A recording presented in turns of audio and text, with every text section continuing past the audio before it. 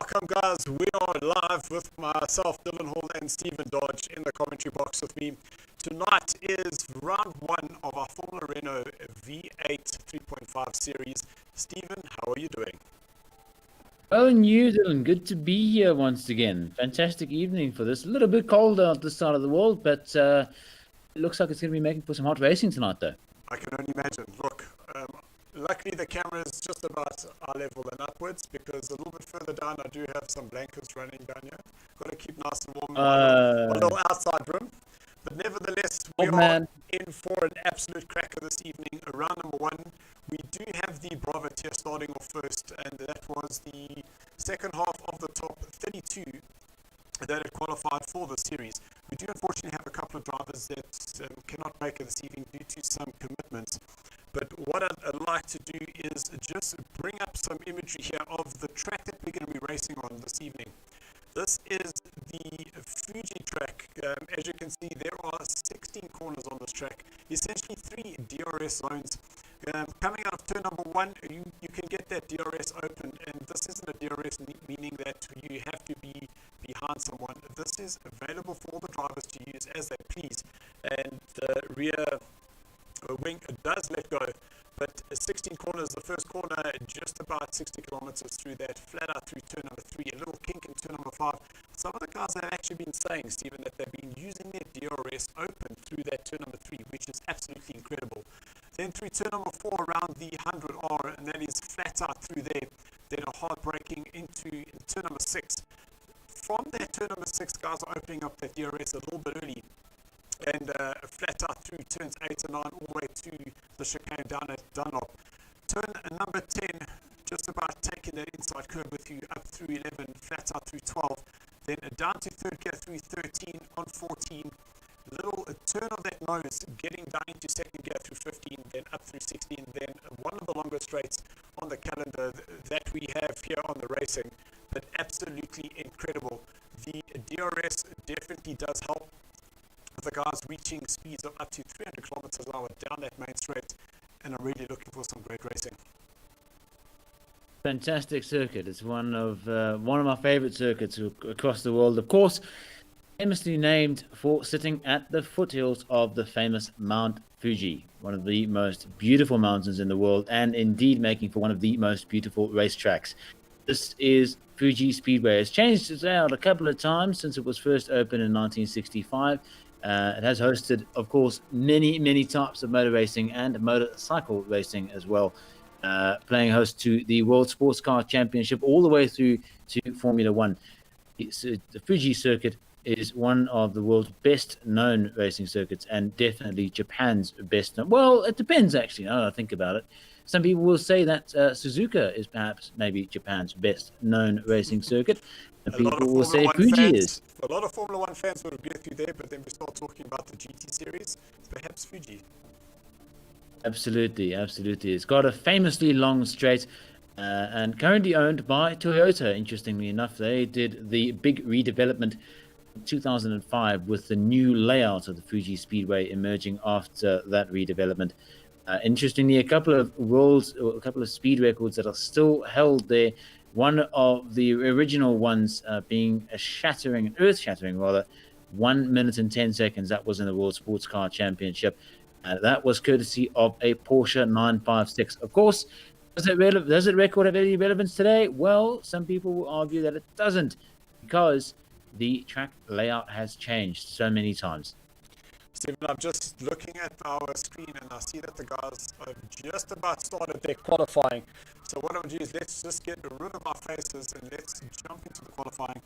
We now are going to be going for a 10-minute practice as we see the track loading up there. You can see wonderful layouts up in there's the Mount Fuji in the background there. Guys, if you have just joined us and you would like to find out more about some of our social pages, go and check out our website, that is sarcoracing.co.za. You can follow us up on our Facebook page, which is just SARCO, the South African Racing Community Online, or you can like and subscribe to our YouTube channel. the more racing and the more people we find, the better the racing becomes. Of course, tonight's round 1 of the Formula V8 Challenge, brought to you by VX Gaming NASCOM, and deliver your parcel right here on the South African Racing Community's online official channel, being live on YouTube this evening around the world. So some guys are already joining us through some of our social channels. So we'd like to say hello to Taryn. Taryn definitely be supporting Pete there. Brandon, he's saying let's go. I know he'll be racing later. Tyler's in this race. Gerard, he's unfortunately pulled out due to some contract issues, not being able to come to an agreement. So he's had to pull out of this, but we will definitely see him in our Formula Renault. Listen to me. In our Group A series on a Monday night.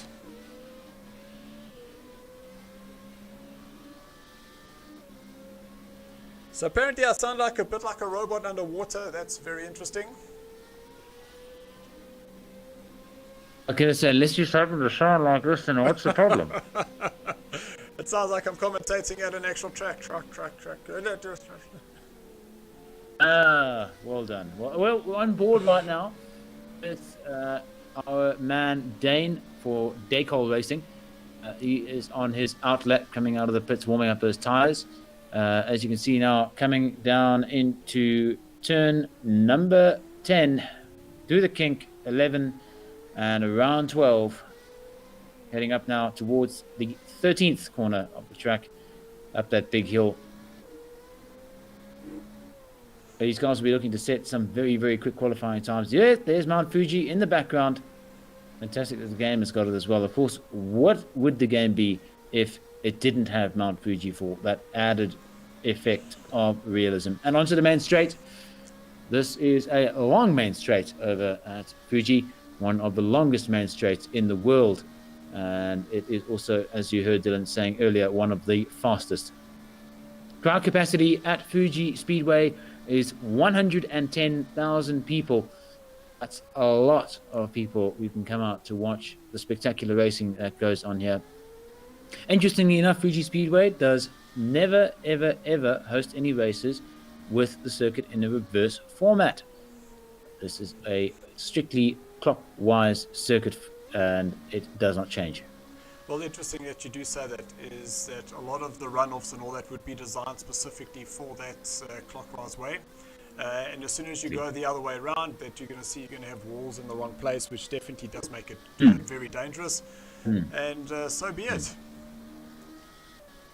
Interestingly enough, the Fuji Speedway was one of the first circuits worldwide to feature these asphalt runoff areas.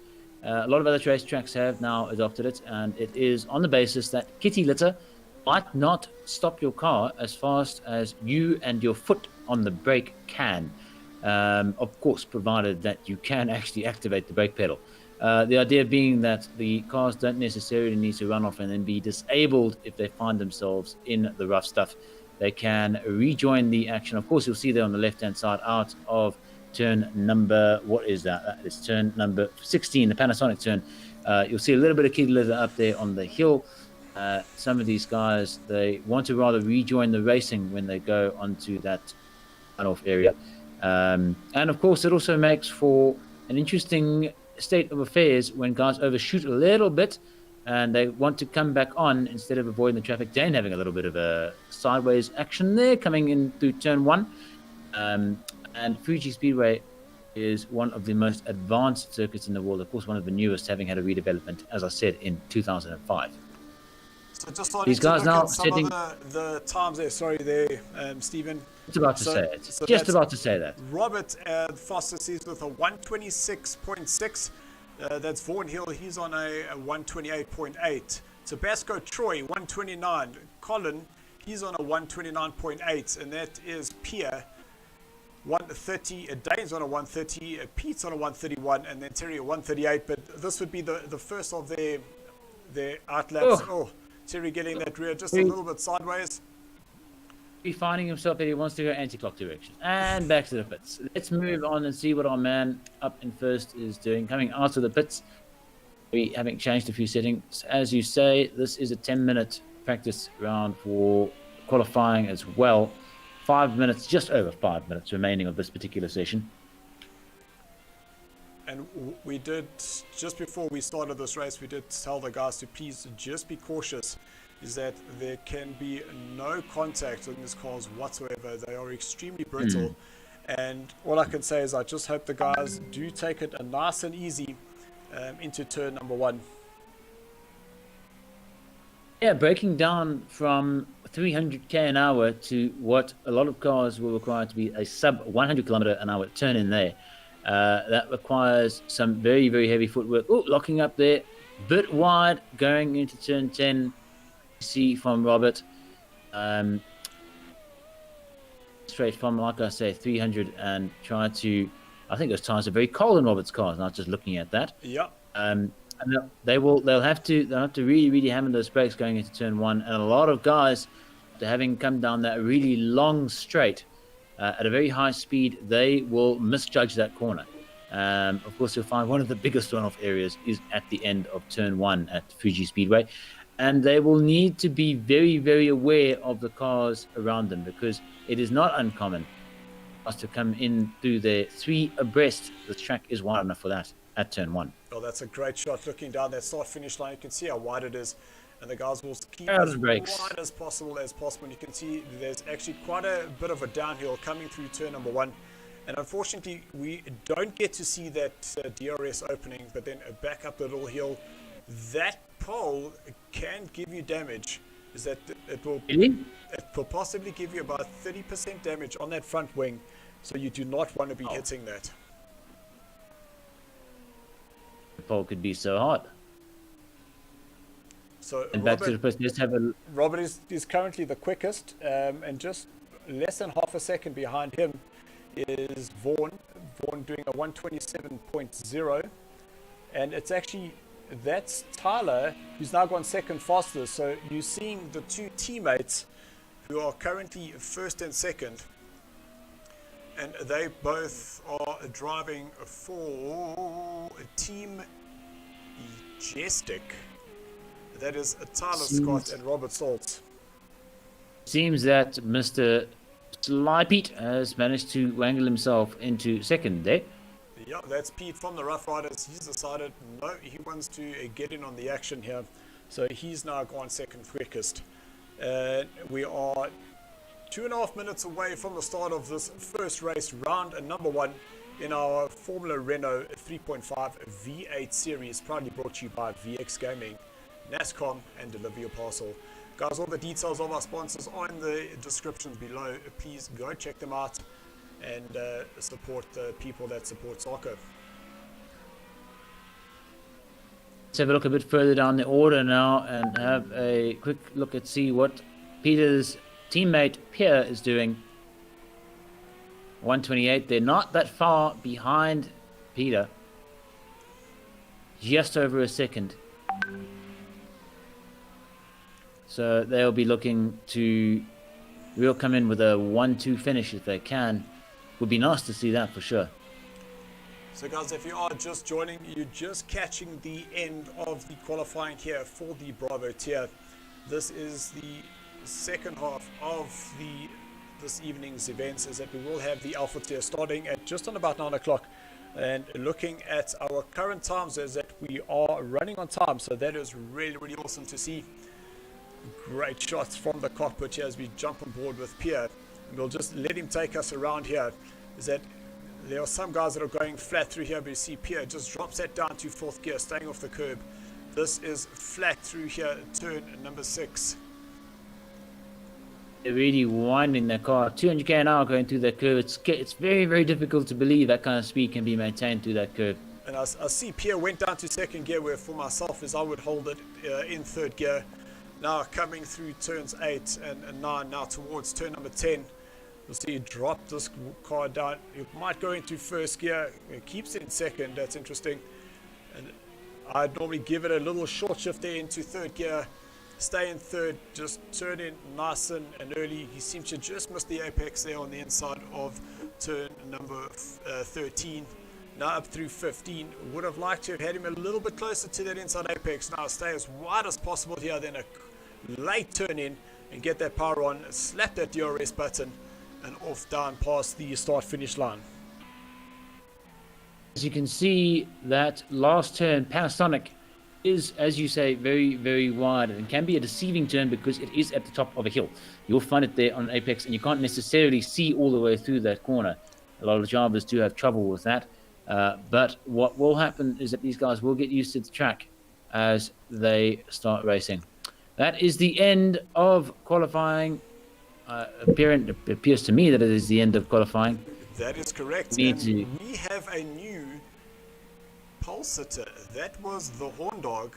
So that is Andrew Horn going quickest in the dying seconds there. He manages to get himself ahead of Robert. So Robert's chances of going better are done. Tyler, he's still on the track, so he might go quicker. But that is Andrew Horn driving with Terry. Just on the wrong page, that's why I couldn't find them. There they are. So they are driving for TA Motorsports. That is Andrew Horn and the Horn Dog. And it is Andrew Horn who goes quickest on a 126.44. Absolutely great start. So a little question that's come from Ross, and I think he's fishing for information here, is what I think is going on, because he's saying, what type of pit strategies can we expect? Well, the beauty about today's race is that everybody has to do at least one pit, and the reality is the soft tires might not last the entire race, but the hards are just too hard and are not competitive enough. So I definitely think that there might be some guys that will do just a half a stint, run the car a little bit lower, because in this car you get to do your tires and the fuel at the same time, put some splash in, get those soft rubber on, and off you go. And I think that might be the best. But there is an opportunity, however, is that if you do take a bit of damage up front, is that you might be able to get those hards on and just coast the car around without losing too much time in the pits. So and here we are. That is it. We're just waiting for the final sync. And unfortunately, we have lost a driver. We unfortunately are down to 11. We had 12 in the lobby.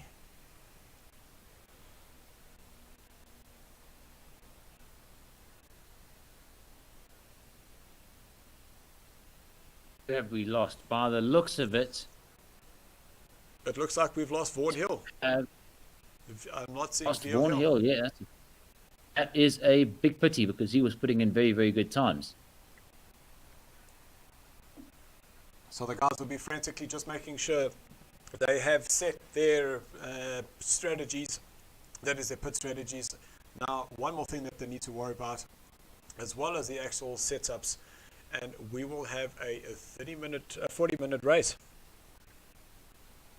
Fortunately, with Vaughan Hill out and Alban not able to join us this evening, that means that Racing Boots 2 are not going to be competing. The team Racing Boots 2 not going to be competing at this round or during this round of the Formula V8 League. Unfortunate, but they might be able to recoup some points in later rounds. Yeah, later we do have Brandon Hills. Brandon Hills. Is it Brandon Hills? Brandon Hills? It is Brandon Hills. It is Brandon Hills. Sorry, Brandon. I got myself a little bit confused because I looked at his teammate Lendl and I thought I'd got them completely mixed up. But unfortunately, Lendl, he's not racing this evening. He's been called away. So they've actually got Gavin, who's going to be stepping up and racing for Racing Boots this evening. So that was the synchronization that we have been waiting for. We are waiting for the green lights. 2, 1, and it's lights time out, to and go. There we are racing. Round number 1 of our Formula Renault V8 3.5 series here at Fuji. Round number 1. And the Horn Dog is clear through round 1. Oh, there's a car in the background that was rolling over. I think that was Troy. Whoa! And more carnage. More carnage. We're on board with Terry right now. We can see these guys have lost their front splitters. Who has lost his front splitter? That's Is it Terry Collin, and that was Troy in the background there. I Colin? think Troy's only got 3 wheels on, but it is Horndog who's away. We see Troy. He is trying to coax that car. He's only got 3 He is wheels. missing. That's going to be the end of his race, unfortunately. But if we just check to the front of the leaders there, we see that it is the Horndog. He is away. That is Robert in second place with Tyler in third. Pete, he's in fourth place with Pierre in fifth. Rudy, he's sixth with Dane in seventh. So Dane and Colin driving with the same. We can see the retirement there from Troy. Unfortunately, only 3 wheels. That is not going to help him at all. Board now with the leader coming out of lap 1 and into lap 2 past the lights. It is our man in first. So Andrew Horn opening up just over 1.5 seconds between himself and Tyler and Roberts, excuse me, who's currently in second place.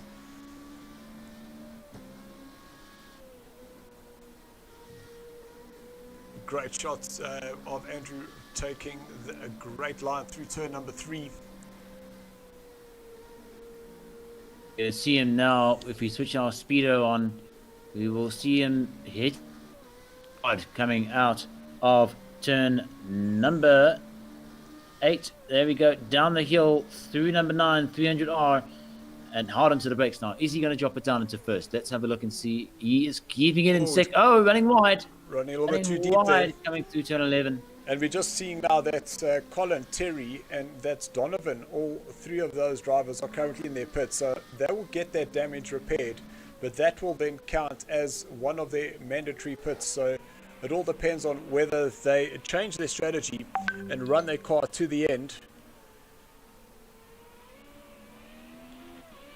But Andrew Horn currently he's away with Robert in second, Tyler's in third, Rudy, the host of this evening's race, he's in fourth place, and Pierre, he's currently in fifth.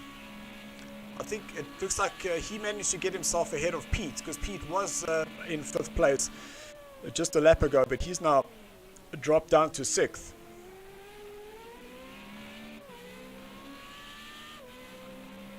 And it seems that 8th, 9th, and 10th place coming out of the pits with a little bit of luck. We will see Dane, I beg your pardon, Colin. Yes, Colin will be coming out of the pits. Let's see if we can swap our cameras down there. There he is. He's already out, and he's through turn 1. So all I can say is to the guys that have had that damage is just keep their head down, get those laps in, because anything can happen later on in this race. Absolutely. Colin pushing it through just under 200k an hour. We got a very interesting message here from Clayton Cunningham. He's on our Facebook page. He says, crazy world we're living in. What is this? What racing has become digital gaming? Well, Clayton, we're glad that you've joined in and glad that you're having a watch. And yes, all we can do is just bring you the SARCO racing action here live to the comfort of your couch. I hope you got a little fireplace happening in the background there, keeping you nice and warm this very, very cold winter's evening. Now looking at man at the back of the pack, that is Colin. As you will remember at the start of this race, first corner on lap 1, Colin got involved in a bit of a dust up with Terry.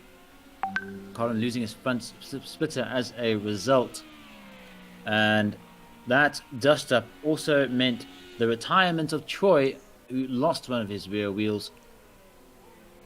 Well, there's some close racing action there between 8th and 9th. It looked like Donovan was getting himself around Terry. See if we can move down there. Gap has opened up a little bit now. Donovan getting very close to the outside there. Don't really want to be playing too much with the curb. Unfortunately, it can be very unpredictable in these cars, especially coming through turn number 5, having just gone through that 100R. that is a flat out 230 kilometer an hour corner. Donovan now starting to close up on Pierre. Pierre was in the pits.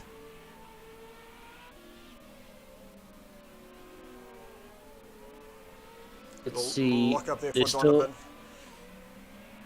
a long time to go in this race, Les. Just under 35 minutes to go. A lot can happen in that time. Let's resume our action with the man top of the log, Andrew, coming down. Oh, turn one, end of the straight. Right down under 100 kilometers an hour and then flat, hard onto the petrol.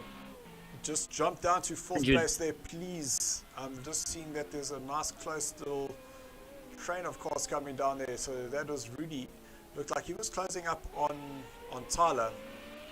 But it was just the shot down the main straight just deceived me a little bit. If we look at his cockpit view, chasing Tyler hard, Tyler having invalidated his previous lap time and apparently the one before that for overrunning track limits. He might be able to get himself in with a clean time this lap. It is a very, very wide circuit, Fuji. As you can see, a lot of space either side of the car, which can make for some excellent overtaking, provided that there is enough of a speed differential. Hard into the brakes, down into first gear. Yep, that's where it should be. It should be a short shift into second, a short shift into third, and keep that car nice and straight up through the hill, nice close up against that apex. That's what I wanted to see. That was a great line there for Rudy, but he could have carried just a little bit more speed if he had kept that in third. But Rudy now starting to close up on Tyler. We just jumped to that outside view. I'd love to see the speed differential. And I just wish we had that DRS on the replay that we could see it.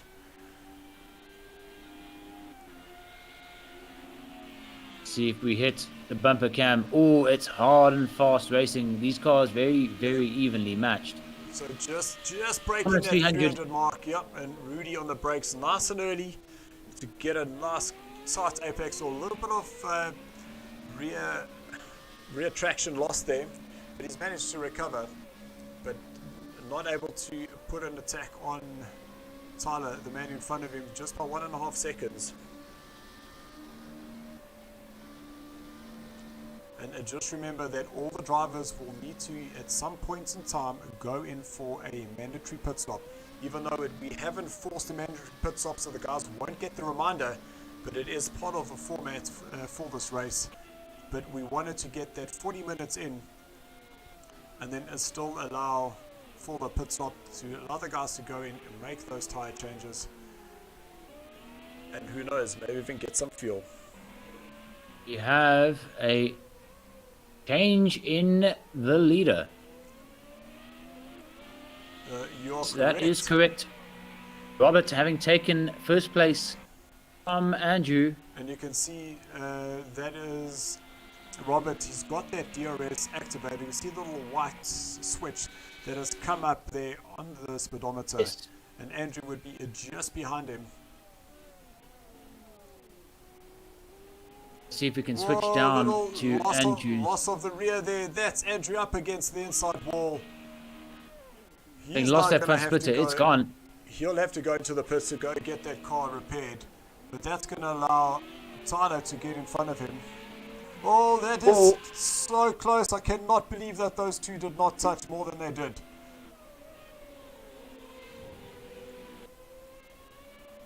So it's going to be a slow return. He'll go around the outside through turn number 4.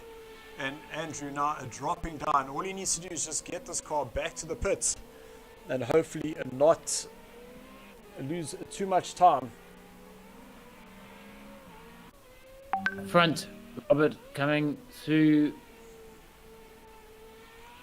So Robert is our new race leader with 30 minutes to go. We still have 10 drivers on track. A very competitive field here tonight, even though we are in the Bravo tier. And onto the straight. Let's see if we can get a cockpit view going here. 260 into 6th gear. And Will this car hit 300 by the end of the straight? My gut feeling says no. Just a little Just bit shy short. of Yep. 300.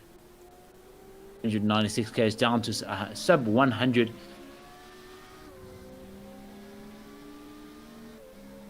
Let's find that out. Let's see if we can go track side. Who's coming through? No, a bit too late. It looks like it might have been. So we have both Troy, the Horn Dog, and we have Tyler in the pits. We go coming in for some pit action. Let's see. One of those guys is in the wrong box, and I don't think that they know that yet. Well, that is so strange. They were literally double stacked in the same pit box. You know what? Digital racing might be good, but there are still some things that can't quite be corrected. Little glitch in the software, perhaps. Let's see if we can get ourselves back up to race leader Robert. In his 8th lap. Coming up now to turn 16, I beg your pardon. Panasonic corner. Up the hill and onto that level straight. And down third into 4th.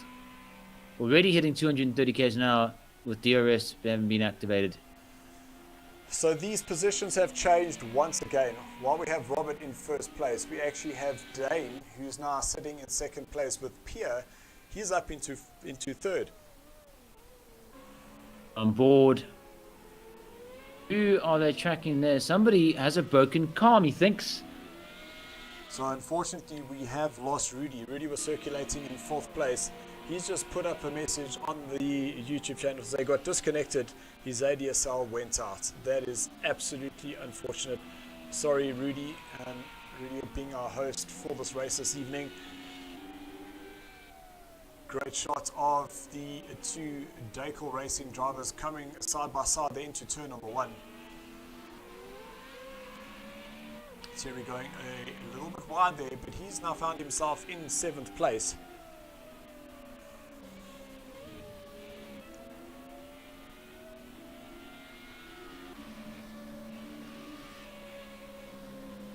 A little off the throttle. A little let off the throttle there for Terry, where he should have been flat there. So these 2 guys are fighting for position.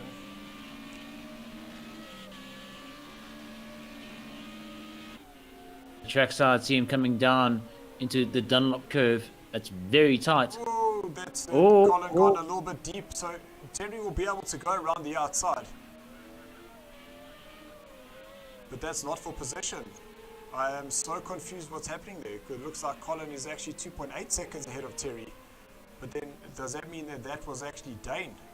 No, that doesn't make sense to me either, unless Terry's literally unlapping himself from the 2nd place driver. Fascinating what's going on in the game tonight. I think the cold might be getting to some people's consoles. So the looks of it. They're definitely not fighting for position because Colin is ahead of him. So I do believe that must be a lap. Dane, who's now coming up to lap Terry. And Dane just allowing Terry to go through. Maybe Dane feeling that Terry's going fast enough so he could just let him go. So a message here from Anita Dip, and I'll say, yay, Pierre, go. So I'm assuming that there's some relation considering they have the same surname. Perhaps, maybe.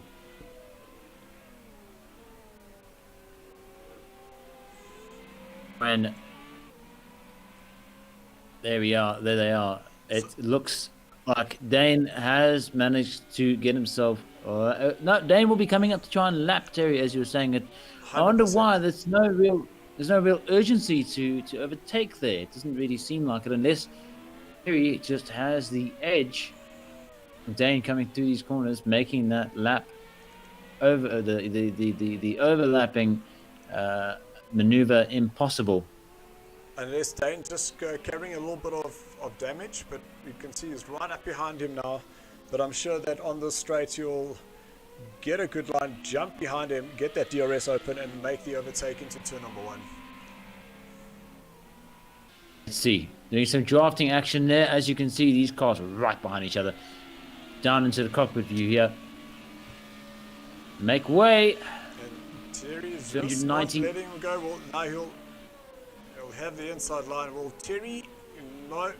I think Terry thinks he's racing for this position, but he should be getting those blue flags.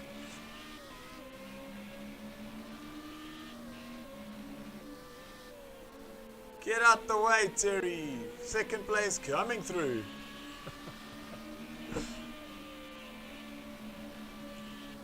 I can't believe he could do 200k an hour through that corner. It's a long flowing corner, fair enough, but it is a corner. Oh, running a bit wide, and there it seems that maybe the nerves are getting to him.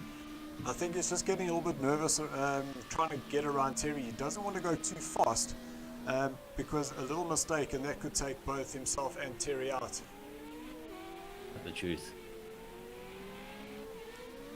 Just under, or over rather, 23.5 minutes remaining of the Bravo tier racing of the Formula V8 3.5 litre challenge. Oh, and it's a spin out. Backside we go into reverse. Lots of smoke off those rear tyres. They're managing to recover without any problems. If you could just jump to widening. 6th place there for me, please. I'm seeing that Terry and Donovan are actually closing up just a little bit. So those two guys are now fighting for position. So that is Terry chasing Donovan, who's just in front of him. And Tyler, he's now down into 8th position.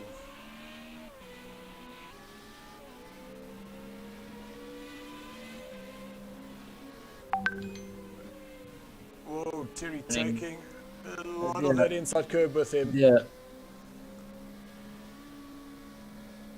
And of course, you and I can't see the damage from this perspective, but it will be very apparent if you're driving one of these cars.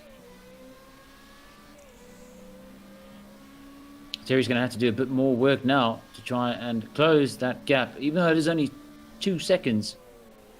And now we're definitely seeing 3 drivers starting to close up.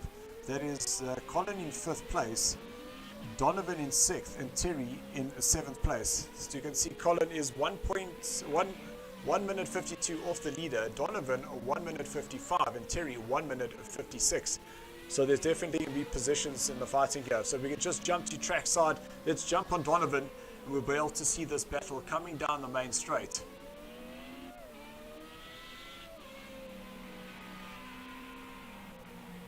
Amazing sound. Camera's going to switch over. There it is. There it is. Lovely.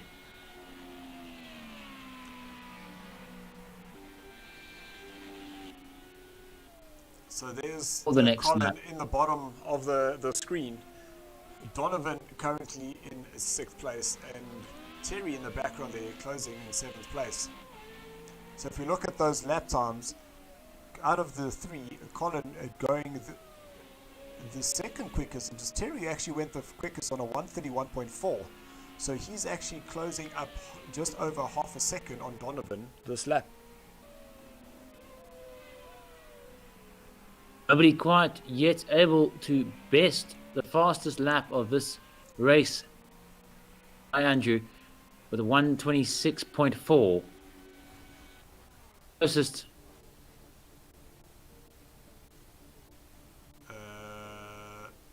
That's strange. That is a kick out. These guys are wondering what's going on here, as am I. That looked like it was a total game malfunction. It literally kicked every single person out of the lobby. Lots and lots of interaction going on in the lobby now. So guys, if you can just give us a moment, we will be back shortly, and we'll find out what's going on.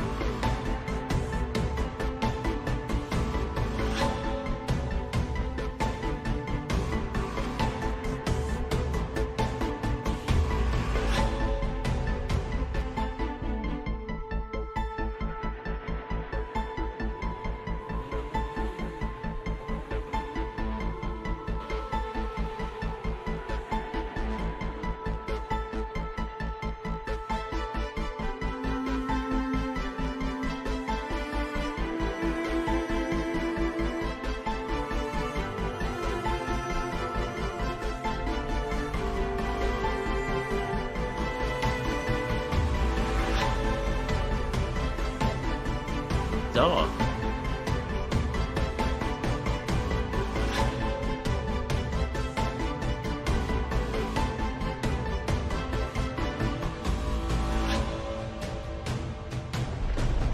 Possibly still in the chat party.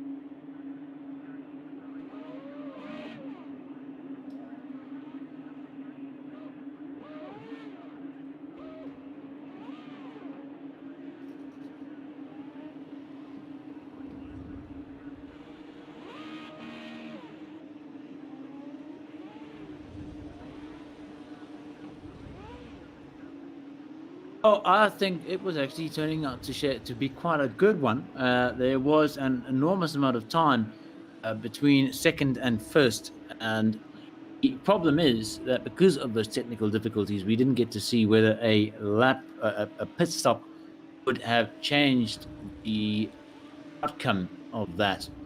You can see the guys now coming out of the pits for this qualifying session now, just over 4 minutes remaining. They're going to have to be quick on the track to get some decent times in here for the short race to come. It's very, very interesting to note that the real battle in that first race was shaping up to be between 5th, 6th, and 7th places. And unfortunately, we couldn't see that one to an end. But we will endeavor as much as we can to make sure technical issues like that do not happen again. It seems as though the game had a mind of its own for kicking everybody out at the same time. Unfortunate turn of events, but that is something that only the gaming gods could have attended to. And we'll have to wait and see if the gaming gods will let us do this short 5-minute qualifying as well as a 10-minute race to follow for the Bravo tier. And then we will hop into the Alpha tier. On board now with Terry coming into turn 16, Panasonic corner, and onto the main straight.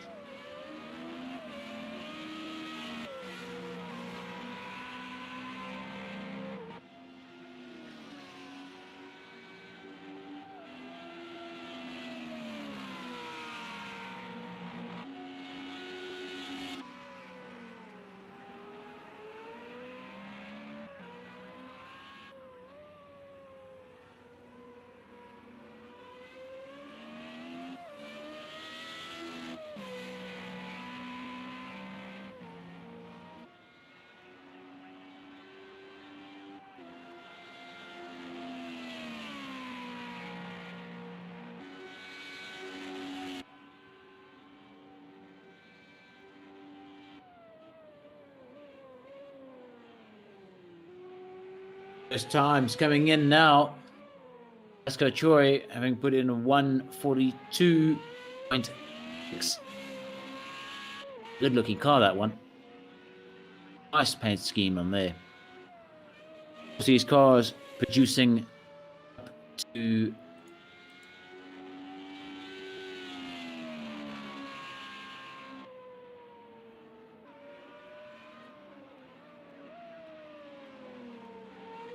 and 30 horsepower, just over 9,000 RPM.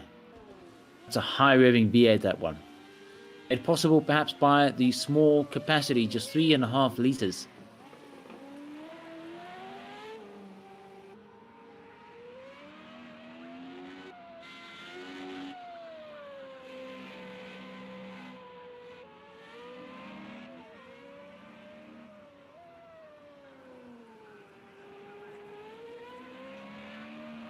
Six-speed sequential, nothing especially special, if you want to say that, about the gearboxes in these cars. What it does do is make them very, very good for Formula One training. If we want to call it your tricycle before hitting your superbike.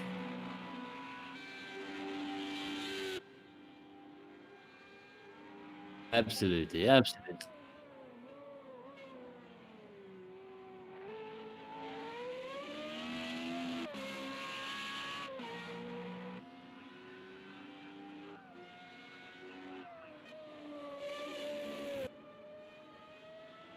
Yes, for the IndyCars, that's quite right.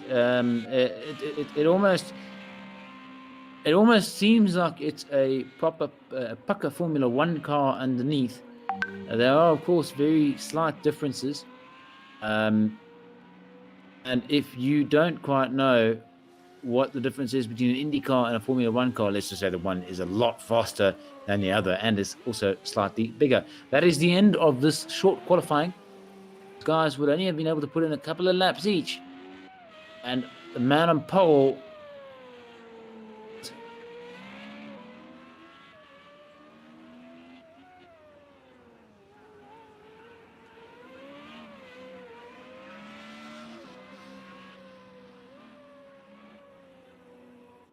Beg your pardon, it was actually Sly Pete coming in with a time just while qualifying was ending. And there is less a second between the top two. That's Robert in second and Sly Pete in first. That's it for this qualifying session. The race will be commencing shortly. Because of technical difficulties here this evening, we will be running a 10-minute race on Fuji. Fortunately, the first race, the original 40-minute stint, was interrupted by technical issues. There we are. All cars on the grid.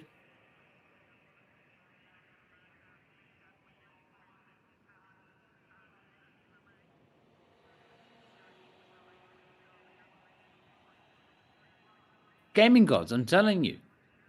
Somebody was not happy with the way things were shaping up.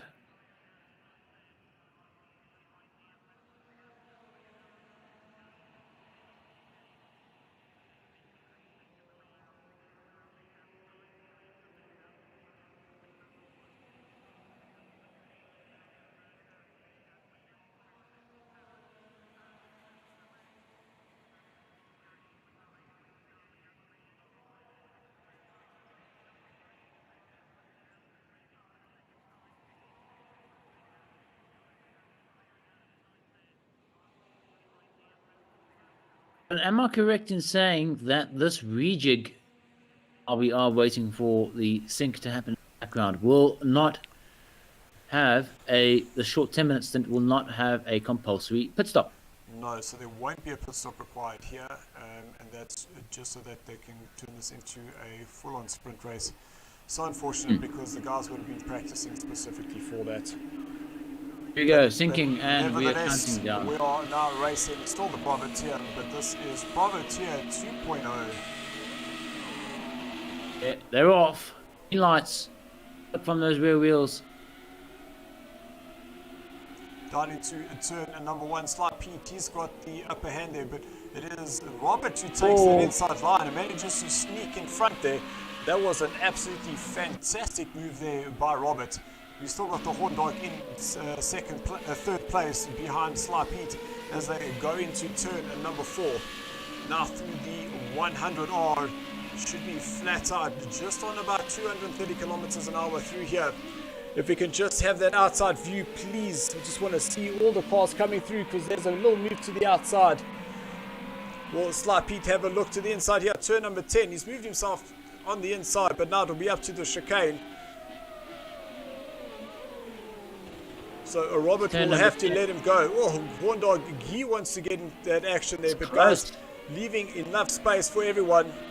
They're going to be side by side. Hope there's no touch. Well, there was a touch there between the Horn Dog and Robert. So that's allowed Tyler to move through, and Robert's still in third place. But Pierre's now up into fourth. Vaughan Hills, he's in fifth place with Donovan sixth. Colin, he's in 7th place with Dane in 8th. The Horn Dog down in 9th place after that little touch. Troy, he is in 10th with Terry down in 11th position. On board with Sly Pete. This race is going to be an aggressive one. These guys are going to have to work hard to get ourselves back outside. Hard on the brakes now. Down into second gear. Oh, there's some action going on in the back. We have... By the looks of it, that was Robert slipping down into third. Sorry, I beg your pardon. Fourth with Tyler now in third. Pierre having the opportunity to... Oh, no. That was Tyler straight into the wall. You can see he's lost some of his front wheels there. So Tyler getting that all sorts of wrong. You can see that's 3 wheels. Now he's going to try and get that back. That front tire is bouncing all over the track. It'll be a hazard for the other drivers. You do not want to be finding a car on the inside coming through the 100R. Very unfortunate there, but a little touch. But it is Sly Pete he's now running away with this race. 4.5 seconds over second place Pierre, and it is Colin and Dane the Daycol racing drivers, they're currently in third and fourth. So in terms of the constructors, the two of them, they have got the highest points so far.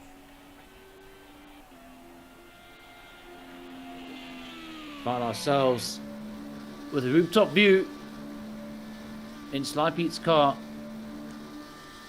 Quick look at the speedo. Down into second gear through turn number 1.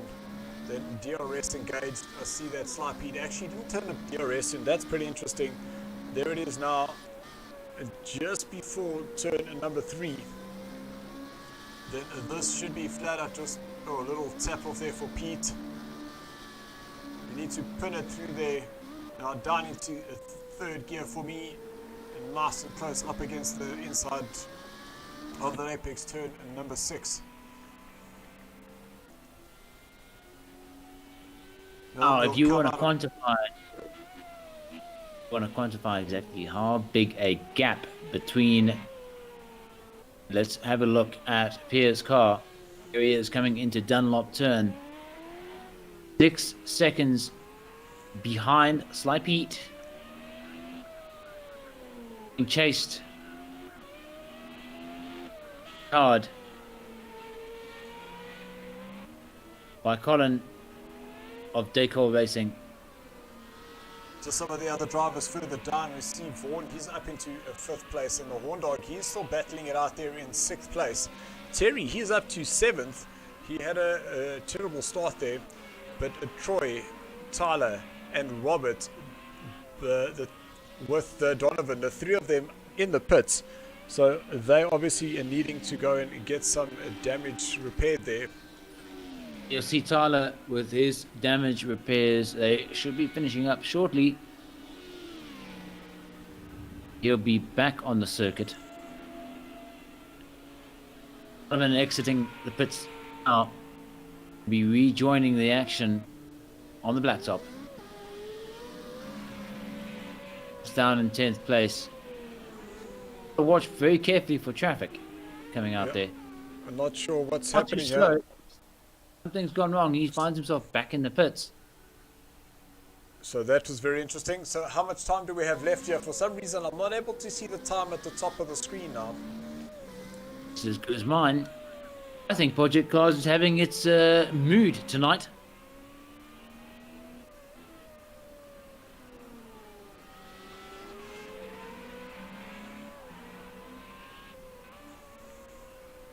That definitely helps us. Thank you very much. So we can see the position. So here, lap number 4. We still don't have an idea of how much time is left. But Sly Pete going the quickest so far, the 1:27.2. So that hasn't fixed what I was looking for. We still need to see how much time is left of this race. There we go. So there we go. Just under 4 minutes left, guys, and we will be moving on. So, Dave, we've seen your message come up, and it has been held for review. And we won't repeat what has been said because we are Code Coconuts. In other words, if you do have a word that you'd like to really get off your chest, rather just replace it with the word coconut, and it makes us a family-friendly channel.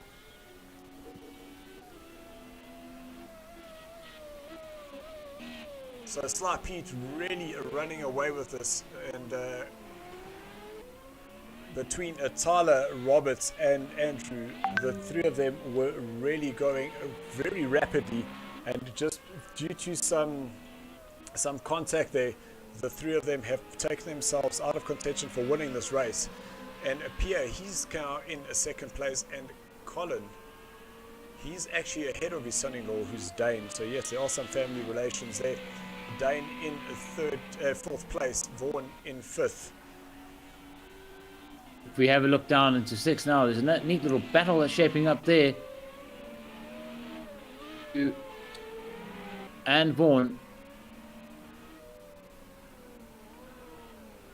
We found ourselves in the cockpit coming up now. So that's the Horn Dog in view. That is Andrew Horn, currently driving for TTA Motorsport. So his teammate Terry is just behind him, 11 seconds. And just over 2 minutes to go of this race. So unfortunately, guys, we won't be able to get some live interviews because we will need to jump straight into that alpha tier and get them underway. But an absolutely fantastic job there by Pete, managing to keep himself out of some danger. Pierre in third place and Colin in third. So just some of the guys that are jumping on. So Pete Niemand, or sorry, Pete Heidemann saying, so proud of Sly Pete, keep it up. Ashley is just letting Dave, Mr. Coconut himself, know that he's in alpha tier. Ross, we are 1.5 minutes to go before we'll come and join you guys at the alpha tier. Gerard just giving the Afrikaans word. That is Andrew moving to the inside on Vaughan. But Vaughan closes the door on him. Great racing there. That was extremely close. Little lock up there for Vaughan coming out of the turn number 11. But Andrew, not scared to have a look, but I do believe that Vaughan was taking a much quicker tighter line through there. Shows in the that gap. Was very close. So we're just about on the last lap. Oh, that's one of the Dacol Racing guys who has lost a front wing, and that is Dane down in 6th place. So he's going to have to peel into the pits, or is he going to drive without that front wing just to finish off this race? The looks of it, let's see if we can get on board with him. He is going. So Dane is going to have an almighty job keeping that car on the track, because he's going to have Terry and Robert chasing him down. Just not sure whether they'll be able to get that car through the 100R going flat out as it should be. You can see very tentatively for Dane through turn number 3. See if we can get on board with him now. 160, 170, that's nowhere near flat out. That car not providing as much grip as it should be.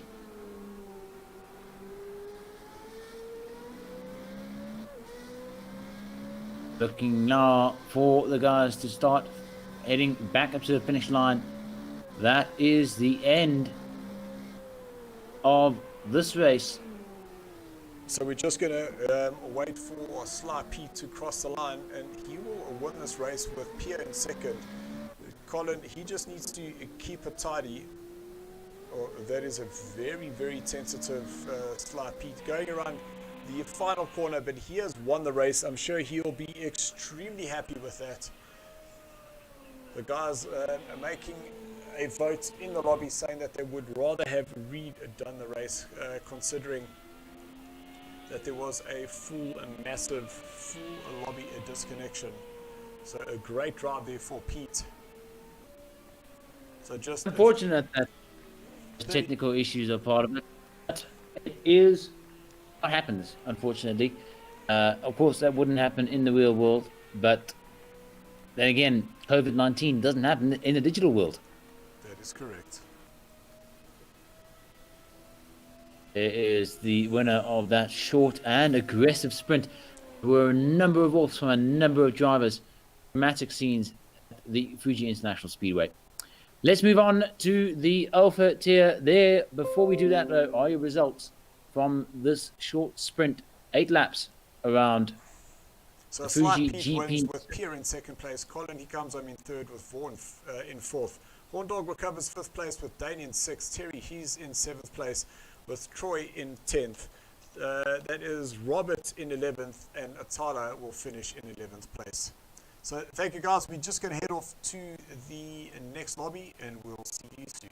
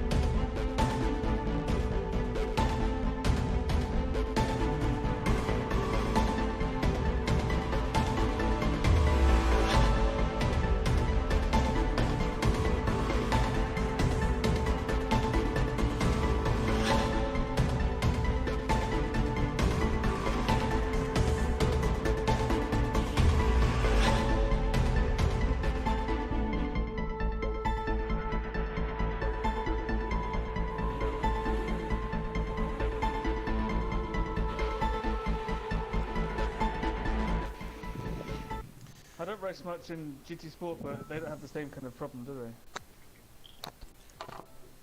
So Dane, we're just checking that you're able to hear us. Oh, that's Colin. Sorry, apologies, Colin. Are you able to hear us?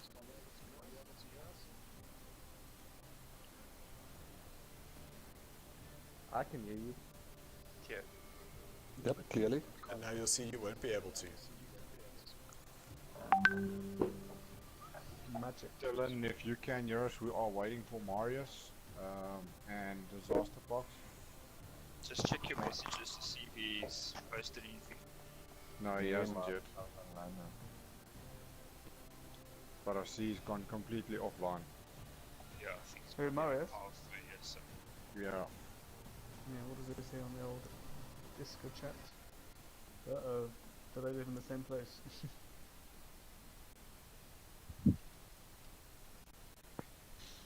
Hello, Pierre. Can you hear me? Yeah, I can hear you. That's fantastic. So, Pierre, you ended up coming home I with can hear you. that second place. How did that feel?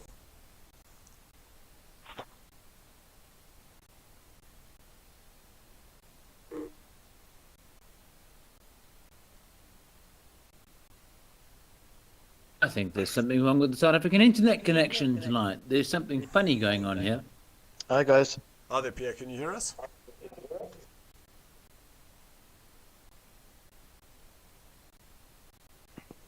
So unfortunately, we cannot hear Pierre.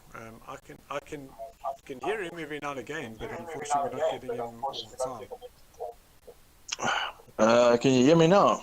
Yes, we can. Dylan?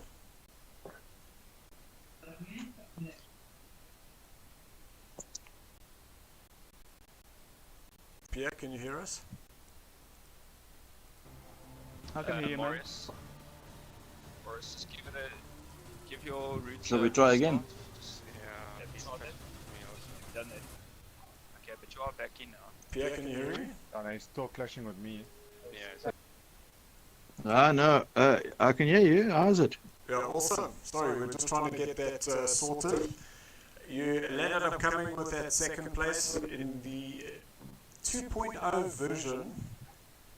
What was your strategy there?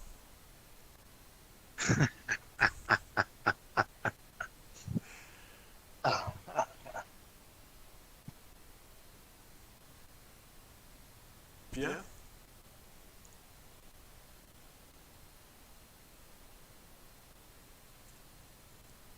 How's it, guys?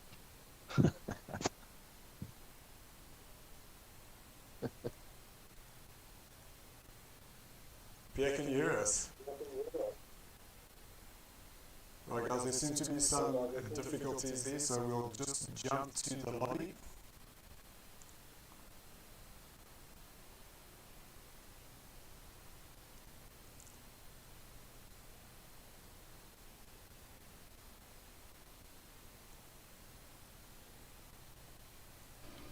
Yeah, I can hear I Marius. can hear you, man. Okay, I think what I'll do, I'll go out. Okay, I'll send you an invite. Send me an invite. They all Send say. Morris. I'll send. Is that you, Ash? Yeah, I'm You're gonna gonna leave? go out just in case it's me because I'm the host. Okay, I'll send you one, yeah? also clashing with me. So guys, we can just hear that there are some issues in the lobby. Yeah, I'm Guys clashing with just Sean. clashing it all Can bit. you hear me, girl? Okay, Another lobby. I'll go out.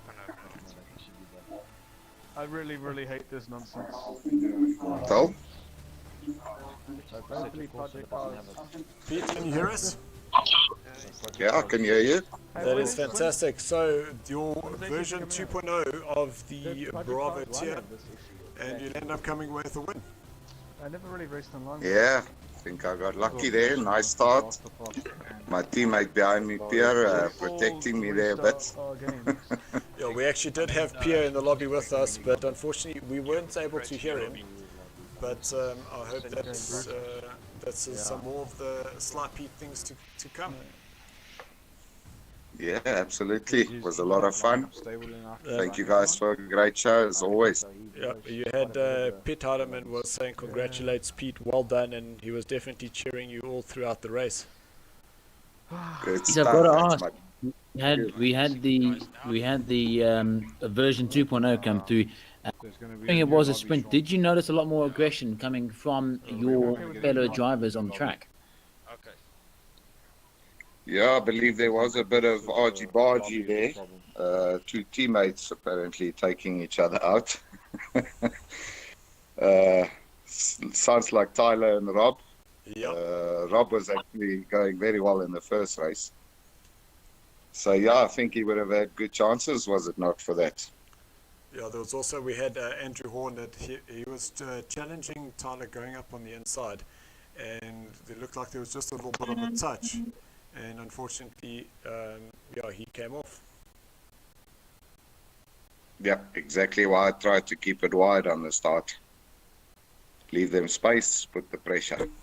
Very, very good idea, because you've got that washing machine coming down into turn 1, and it almost seems as though your ultimate goal is to just make it through that turn, as opposed to coming out there in first, because there'll always be more time later down the track for the racers to spread out a little bit, and you'll have the opportunity to overtake. It's not about overtaking as soon as possible, coming in first as soon as possible. Absolutely. It would have been a long race, 40 minutes, so we were all prepared for that. Using DRS down the straight rather than trying to pass, make a silly move in a corner, and it's your race gone. So we see that Colin's just joined us in the chat as well. Colin, you are on mute. If you just unmute yourself and we can hear what you have to say. I think Colin's preferring to stay on mute. He doesn't want to talk to us. Why would he want to talk to the Oaks in a commentary box? No. This is we are below racing majesty. Colin being a part member of Decor Racing alongside Dane, that is the son-in-law team. They were doing some nice work out on track there. Dane having a little bit of spoiler issues towards the end. When I say a little bit, having lost his front spoiler altogether and choosing to then and spoiler. Yeah, we saw that Dane decided to rather take the approach and not pit and finish that last lap without the front wing. But I think he would have lost a lot more places had he had gone into the pits. That is certainly true. The unfortunate thing is that the problem with pitting so late in a race is unless you've got a considerable gap between yourself and the driver immediately following you, you are likely to lose that place. And you're likely to stay in that lost place, heading over the finish line. It's unfortunate, but it all comes down to pit strategy. Colin, we see your microphone is off. Your muted button is off. Can you hear us? I can hear you, boy. That Here we is are. fantastic news. So a third place for Decor Racing. Are you happy with that? Not too bad considering the circumstances, but I'm sure we'll get back to it. Some guys are voting for a rerun, but management, see what happens. Yeah, so it was really touch and go because there were some of the questions that were asked is, well, surely that result should stand, but unfortunately some guys had pitted and some hadn't. So the choice was just to rerun it. But now we are experiencing just a little bit of difficulties here with the alpha tier, hence we're still chatting to you, and the guys are having some clashing issues there as well, but it looks like everything's underway. We did see Dane lose his front wing and allowed that little challenge that he was putting onto you kind of just drift away. Were you happy to be beating him? No comment on that one. Of course, I could see you smiling there. But sorry, Dane. no, I'm sorry. But in the party chat, we decided rather to stay out so he doesn't lose too many points. Yeah, that was actually a really good idea. We were just chatting about that now, is that if he had gone in, he probably would have lost a good couple of places. Yeah, for sure. Look, a pit stop takes a lot of time out of you. And what was your strategy for the long game there, Colin? Second run, I basically just dropped the fuel level. We weren't going to run the full distance, and it was basically full borg. No, awesome. Look, a third place for Dakar Racing, so really impressed with that. And we're looking forward to seeing Dakar Racing challenging for the top there in the up-and-coming races. Great stuff, always there to you. Awesome, guys. Enjoy it. Don't forget to tune into the live stream for the Alpha Tier. Looks like they are just about getting ready. Some of those green thumbs are coming up, and we'll see you in the chat. Well done, Colin. Good stuff.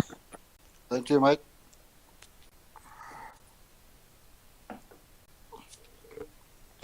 So it looks like there are 16 of us that are currently in the lobby, so that looks just about right.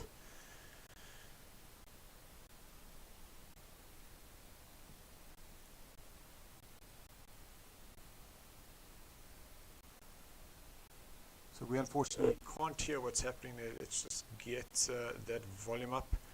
We might be able to hear what some of those comments are. Are you crashing with anyone? Yeah, he's still crashing with me. With Yeah, Steven? no disaster pack.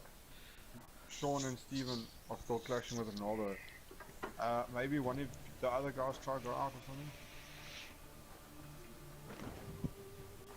But the only person we don't have is Lendl, is that right? Yeah, where's Lando? Is he not racing tonight? He's not racing today, I don't think. Marius, have his- Marius, is jy reg? Ja, Marius Lima is is weg. Lendl. I don't have his He's out. He's out. yeah, okay. So we good. I see Ronaldo is still flashing. Steve, are you still Steven is crashing? right. There we go, it's better. There we go. So disaster pack must go out now. Sweet chips. Thumbs ups when you're ready. So guys, as you can hear, just a few little clashing issues at the end there, but there was just one more that we just needed to go. Unfortunately, Disaster Pox was clashing there. Oh, Ja, maar hij gaat uitgegaan Ronaldo, kon schrik as hy terugkom. Ronaldo, what sort of connection do you have? LTE. We must have a look at that right now. Well, with Telkom, Yeah. and you've set your APN to unrestricted, Yep. and you've opened up you forwarded all the ports, right? The what? The ports, have you forwarded the ports? So you can hear Ashley, our technical director I here have at SARCO, lots of just problems running through some beforehand. troubleshooting But now it questions seems with to be Ronaldo. Okay, Disaster pack. We good, we good, we good.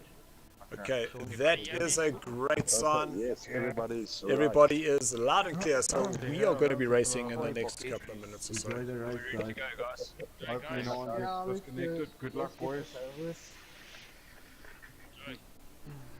10-minute race. Max.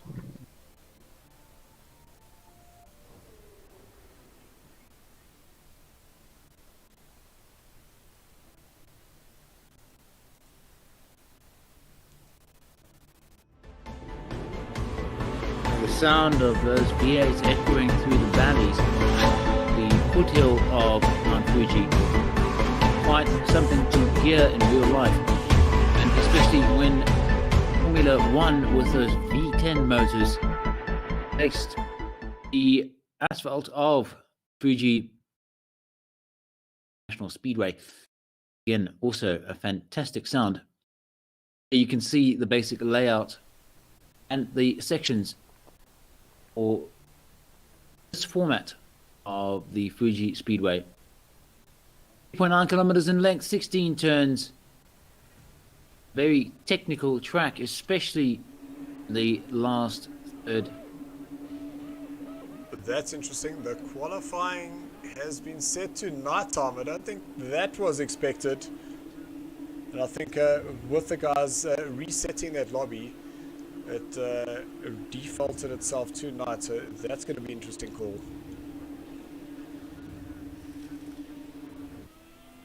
But it looks like the guys are committing. They're taking the qualifying at night. So very interesting, knowing that these cars do not have any lights. But I think that the guys have realized that it is just too late to restart. And you can see 7 of the drivers coming out of the pit.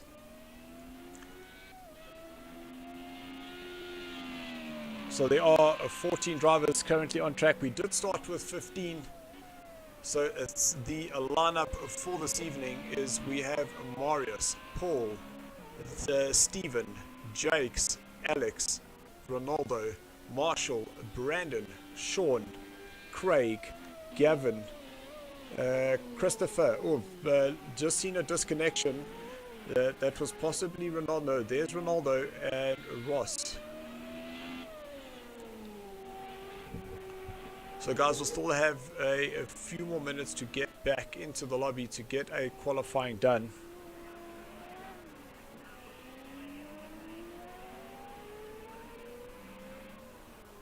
But here's the real question. Will tonight's race be taking place in the dark? Sponsored by ESCOM?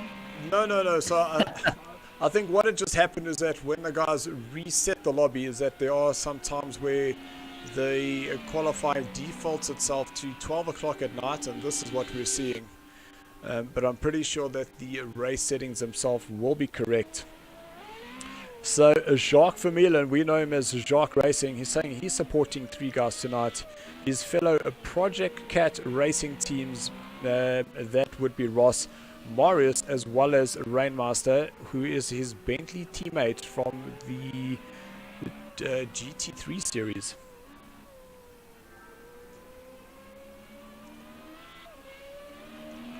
So we see invites coming out, so it looks like the guys have decided to run the qualifying in the correct time of day. So let's just jump into that.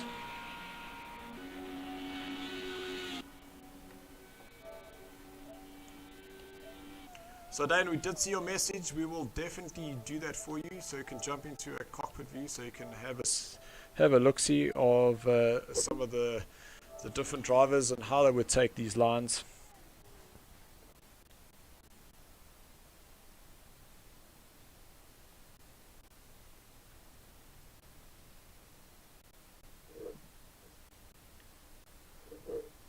So I must say the Facebook page has been pretty quiet today, but thank you to everyone who is joining us on the live stream on YouTube.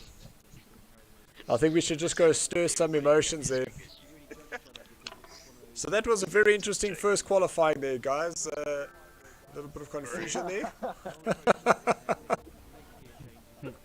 Yeah. Keeps changing the settings every time I recreate the lobby. That's all good. That's all good. Yeah, we're having some lobby issues, yeah? Trying to get people to connect properly. And when it finally does connect properly, Ash makes Connor. a colossal mistake. Guys, you know that I told Connor's parents that he'd be in bed by 10 o'clock. Connor, you better go to bed. You didn't say 10 at night or 10 in the morning. Sorry, Sean, you're right. You're right.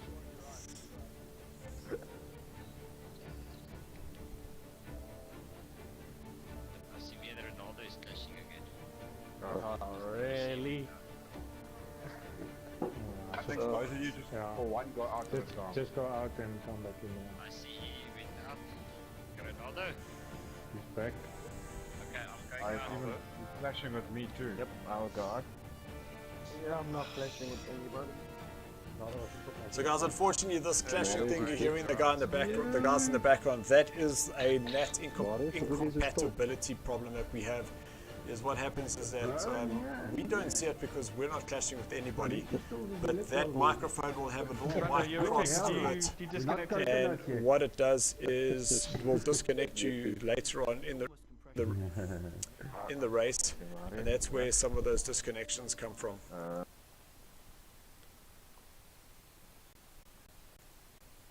So Stephen, have you jumped into one of these cars yet? I haven't had the opportunity to do so. I suspect that it would, what's the right word? I would see my coconut in it.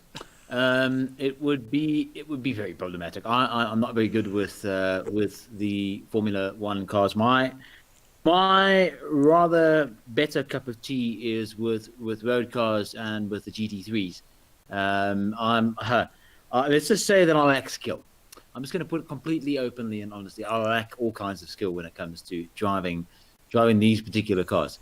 And of course, because of my lack of skill, I will happily find myself in something which suits my fancy and suits my appropriate skill level. I don't know. These cars are absolute monsters. They weigh nothing. They are quick as all hell. 530 horsepower being made from that 3.5 liter V8, with the engine block, of course, made by Nissan. This is it's a remarkable car. But unfortunately, you won't find me behind the wheel of one of these cars very, very quickly.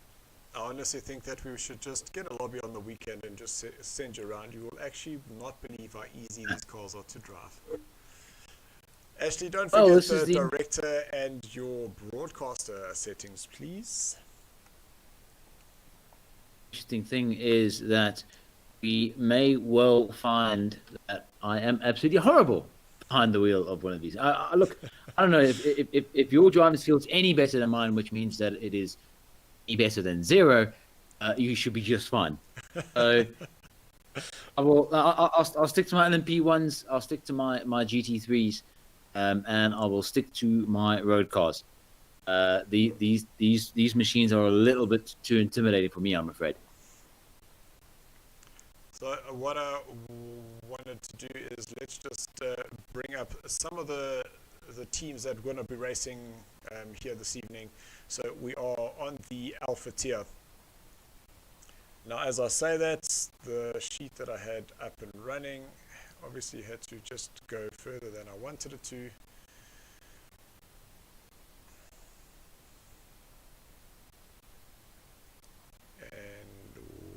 It, and there it is. So we are now in the Alpha tier.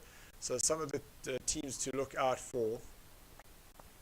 The fastest qualifier was Marius. So Marius was racing for Silverback Racing. So he used to race with Bruno Cadili, or Bruno Cadli, as he is famously known for. Sorry, Bruno. Marius racing for Silverback Racing. Christopher, he was actually the fastest, the qualifier. He's driving for the Green Mambas with my previous teammate Jakes. They have been really quick, these three. Further up the field, we did have Ashley. He is driving for our sponsors team in NASCAR. So welcome, Ashley. Great to see those NASCAR colors flying high. We do have the racing boots, but we've got Gavin, who's now substituted for Lendl. And one of the interesting teams, the guys were really quick, was actually Yugi's finest, and that is Craig and Connor. We did promise to have Connor in bed before 10 o'clock. Unfortunately, we are running a little bit late, so apologies there. Ronaldo, he joins us, having been promoted from the previous Thursday night racing. And Marshall for Chasing Beavers, teammate with Memo. Memo not able to race this evening due to a business trip that he had to take in Greece. Then on a very, very, very late notice, as early as this morning, we did promote the Rainmaster, so that is Paul, being moved up from the Bravo tier to this Alpha tier, so we will definitely be keeping an eye on him. And last but not least, we have the two Ferrari colored cars, but racing under two different names. We have Ross, our Scottish International, and Shake and Bakes Stephen, which rounds off the 15 driver stint for this afternoon, or this evening. So I think they're just waiting for our thumbs up. So there, my thumb is up.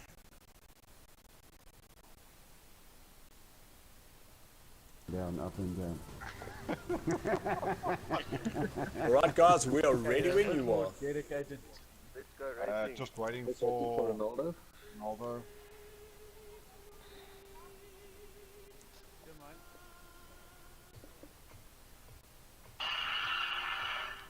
Hear someone buzzing some tunes in the background.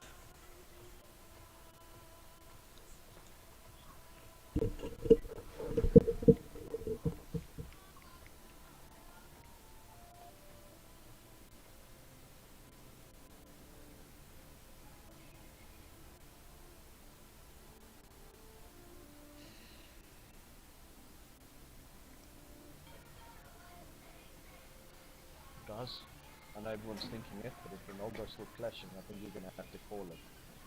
Yeah. Well, I can't. If it's yeah. Yeah. But it's gonna be taken with him bad luck. Half of me wants it to be me that's taken with him. Yeah. No, me. It's me. Me, pick me, please.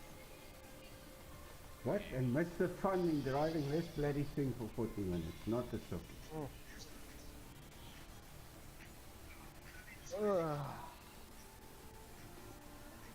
The problem is if I get taken out, I just can't be bothered. It's racing, anything can happen. Yeah, I know. Maybe this time, this race, I might be lucky and not get taken out. Yeah. Yeah, maybe. Depends where you qualify. All of us think the same thing, don't worry. We live in hope, chaps. That's just one of the injuries of the sport. Just a good heads up, don't qualify in front of me. Thanks. Then you've got a good chance of not being taken out. I feel so much better right now. Sorry for you guys. It's probably safest to start at the back. Yeah. Let everybody else take themselves out. I think we'll make it safe through the first 2 quarters. And then the third corner we'll just crash out. I was finished. That'll be that first hairpin. It's gonna be the disaster area. Oh, that corkscrew hairpin thing. Yeah, Yeah. that's good. You just Okay, gotta be so- careful, really. Is he on? Yeah. It's just, looks like he restarted everything. Yeah. Why are we racing Fuji? Isn't it oh, I practiced the wrong track.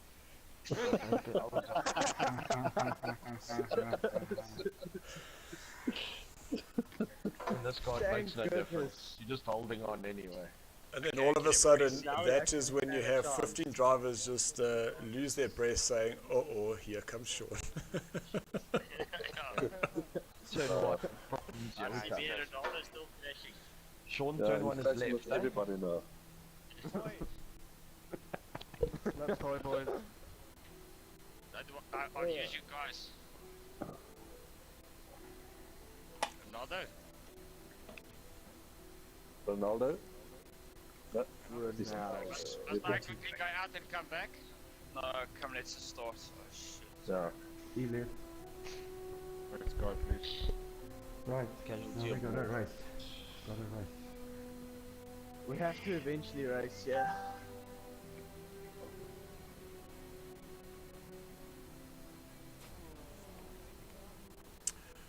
Alright, and the race is just about getting going, which means we will have a 10-minute qualifying, and hopefully we're able to stay in this lobby for the entirety of the race and not have the repeat of what happened in our Bravo tier, where with just about 20 minutes ago we were all kicked out and had to do a quick restart, 5-minute quality in a 10-minute race, because that's definitely not what we want to see. Yeah, absolutely. Hopefully, at least the Alpha tier will have a full race this evening. There are comments coming from certain drivers in the Bravo tier saying they need a do-over. It will be up to the race administrators to organize something like that and figure out how it will work in the standings. There we are. In the pits, drivers now beginning their way out on board here with Ashley. driver number 15. He is obviously preparing to head out onto the track. So the drivers to watch out for in this qualifying will be Jakes, Marius and Christopher. Those were the three top qualifiers, but do not underestimate anybody else further down the field, is that anything can happen.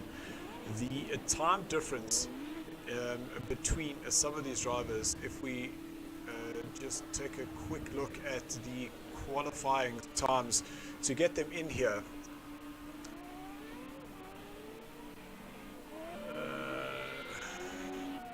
Just bringing those times up, is that from first place all the way down to 16th, 1.7 seconds split 16 drivers. Absolutely fantastic.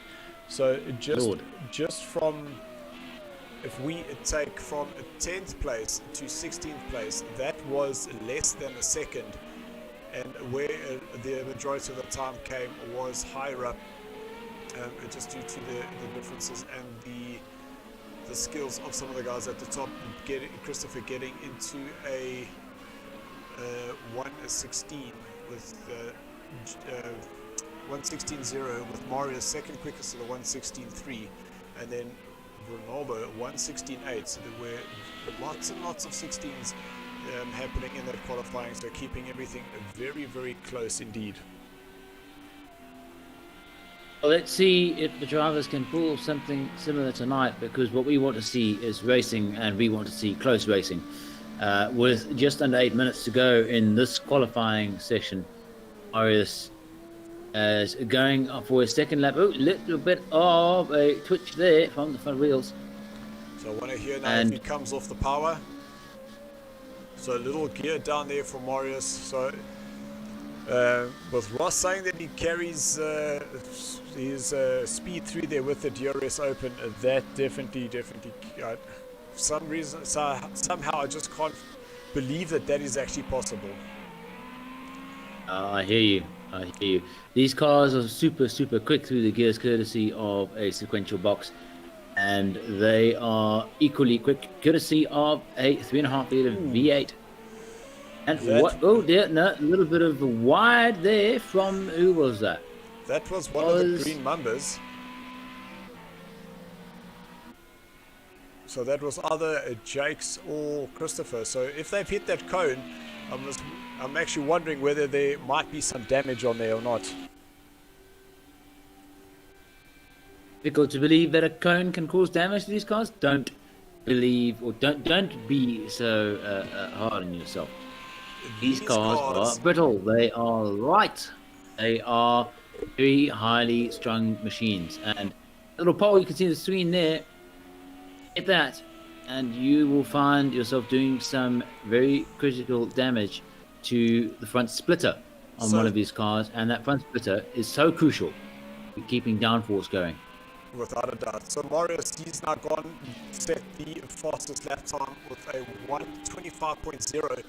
Craig 1:25.3, Brandon 1:25.5, so 0.5 of a second between first and third place. Now Jake's a 1:26, so he's 1 second off the pace there. It's all going to be up for, where's Christopher? So Christopher, you see down in the bottom there, so that was probably him that went off, needing to go into the pits and get any damage repaired. That is Christopher now. I see you're very wide with him coming out of turn number 13. So let's see with him crossing the line. I don't think that, unless he was behind the start-finish line, it will give him a time. So some messages coming through. There's a Vaughan saying, go Brandon, Hills Racing. And Khan Khavi, Khoyon Papi, guided that second bit in. So there's Christopher 1:36, so that would have been his outlaps. And we see that Ronaldo, he's in the lobby, so we do have 15 strong, with unfortunately not having Lendl Janssen, he's not available this evening. So 15 drivers here in the Alpha tier. So one of the Yugi's finest drivers getting out the way there, allowing Christopher to come past.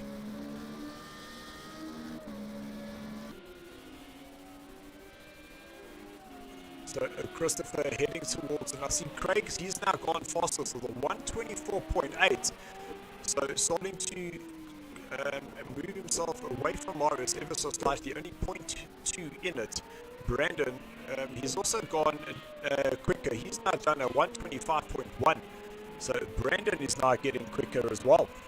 Let's have a look and see. Let's see what Christopher's going to do as he comes out of turn 16 onto pit straight. He'll be looking to improve that 136 by at least 10 seconds. As he comes underneath the start line. There it is. Oh, and straight to the top, as we thought. 124.5, besting Craig by 0.3 of a second. In third, Marius with a 125.0. And in fourth, Brandon, 125.1. That will be a very tight battle for third and fourth if those two do not improve their lap times. But as you can see, looking at third, fourth, fifth, sixth, seventh, there is eighth as well. They're all in the range of 125. Just 720th of a second split those 5 drivers.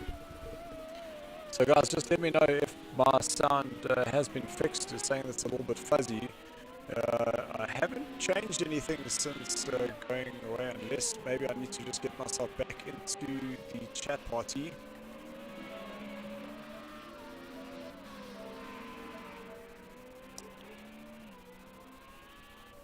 For now, going to be coming out of turn 16 once again. Will he be able to improve that lap time? Let's have a look and see.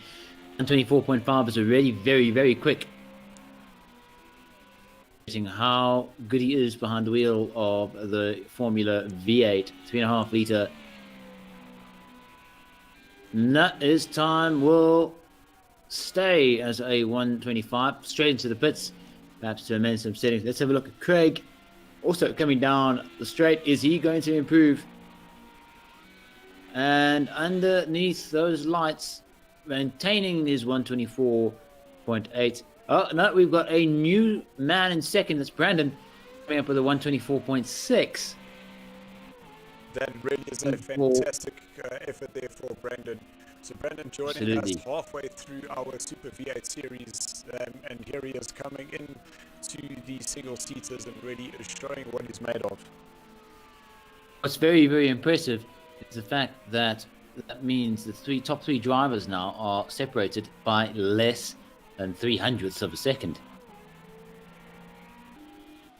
But then you add Marius in there as well. Oh, there's Marius now. You see, I knew it would happen. There goes Marius, 124.3. So he is now the fastest driver, which means that between first and fourth place, that is 0.4 of a second.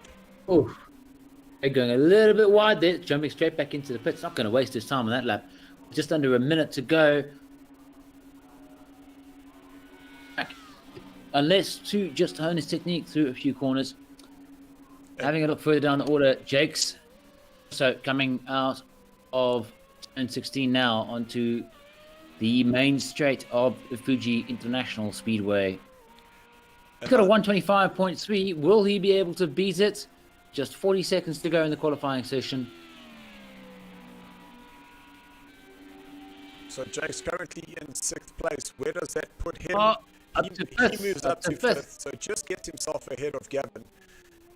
Gavin putting in a 125.3, 125.4, 125.5, 125.5, 125.6, 125.6, 125.7. That is how close is it. So from first all the way down to 12th, 2.3 seconds. That's crazy. That's absolutely crazy. Looking down at, unfortunately, the driver right down at the bottom of the order, Alexander. Yeah, Alex seems to be just battling a bit there. And he's coming up now. He might be able to get in the time a little bit wide. think he's having some lag issues there. He may well be having some lag issues. And unfortunately, we're seeing Sean van der Linde in 13th place. That's definitely not his fastest time, is that he should be down in those 126s. Stephen 126.1, so he also seems to be just a little bit off pace. Taking it very easy. Okay, I've just coming rechecked down. my settings there. Jacques, please can you confirm that I'm not fuzzy anymore? I've checked my connections. Managed to get in there with just 1 second left to move himself up to first position from 6th. So guys, and there we have that is the starting lineup. Morris in first place with Brandon in 2nd, Christopher in 3rd place, Craig in 4th, Jake's down in 5th with Ashley 6th, Ross 7th, Gavin in 8th, Marshall for the Chasing Beavers in 9th place, and Alex managing to move himself up into 10th position. Dylan the robot. What do you mean, man, Tyler? Come on. Is my voice fixed at least? Still fuzzy. Oh my goodness. I think aiming gods and technology gods just do not want to work with us tonight.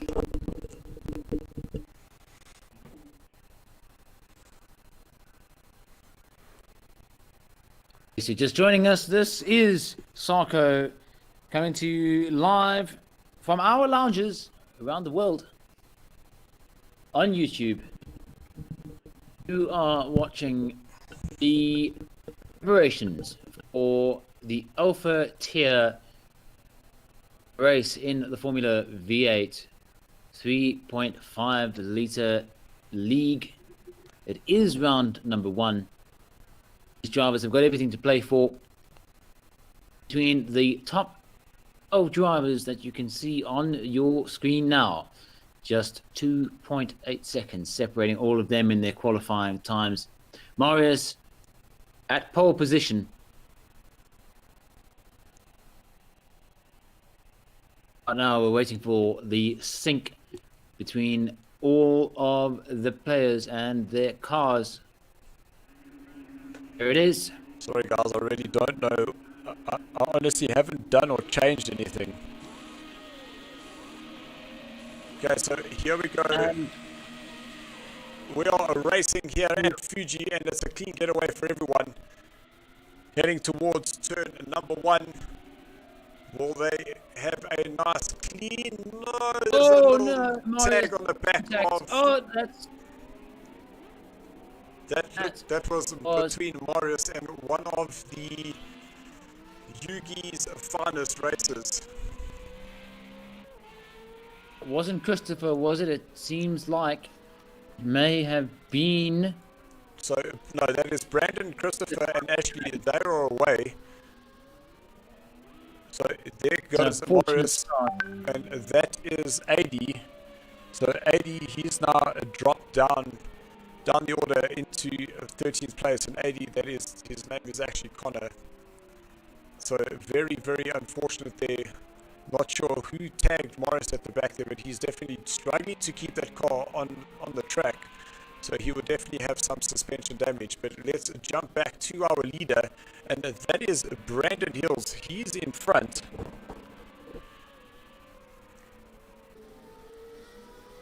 Turn 16 onto the straight. That have led Brandon, or fortunate, depending on which side of the coin you choose. Going wide down the straight there. Hugging it close to the pit wall and back over to the grandstand side. I think what he's trying to do is just reduce the slipstream advantage given to Christopher, who's in 2nd place. Because Christopher second behind him.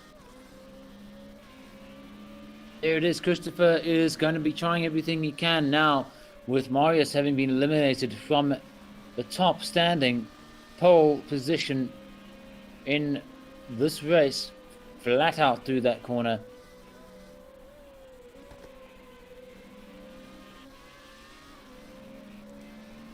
Marius is in the pits. There is, of course, a mandatory pit stop during this race.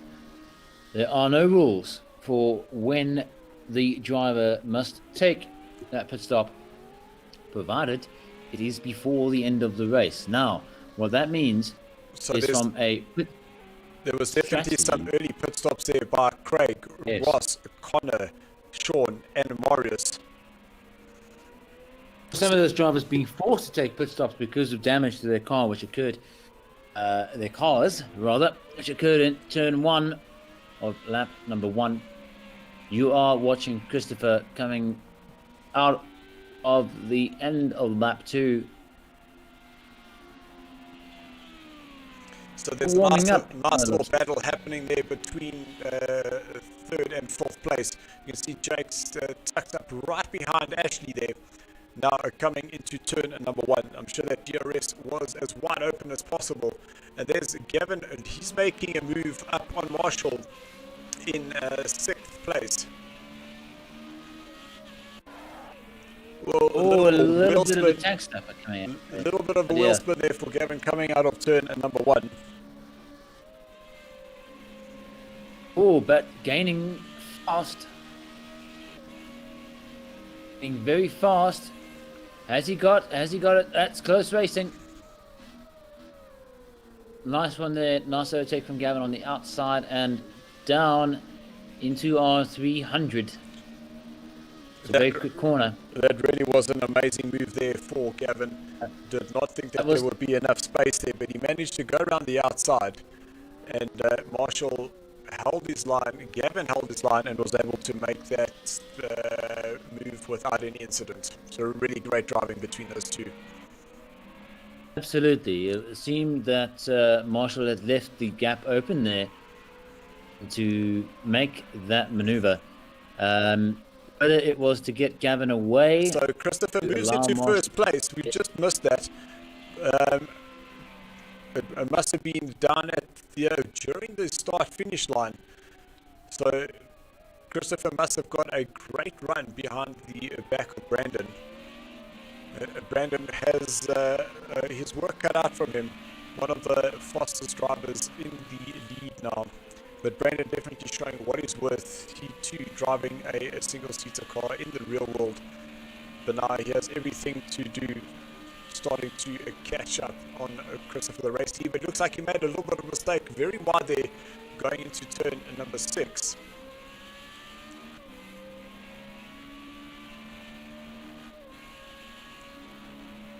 Look at the fastest laps posted on the board so far.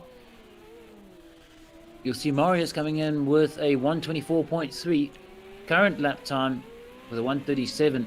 Marius had an awful start to this session. A little bit wide. Little tag going into turn number 1.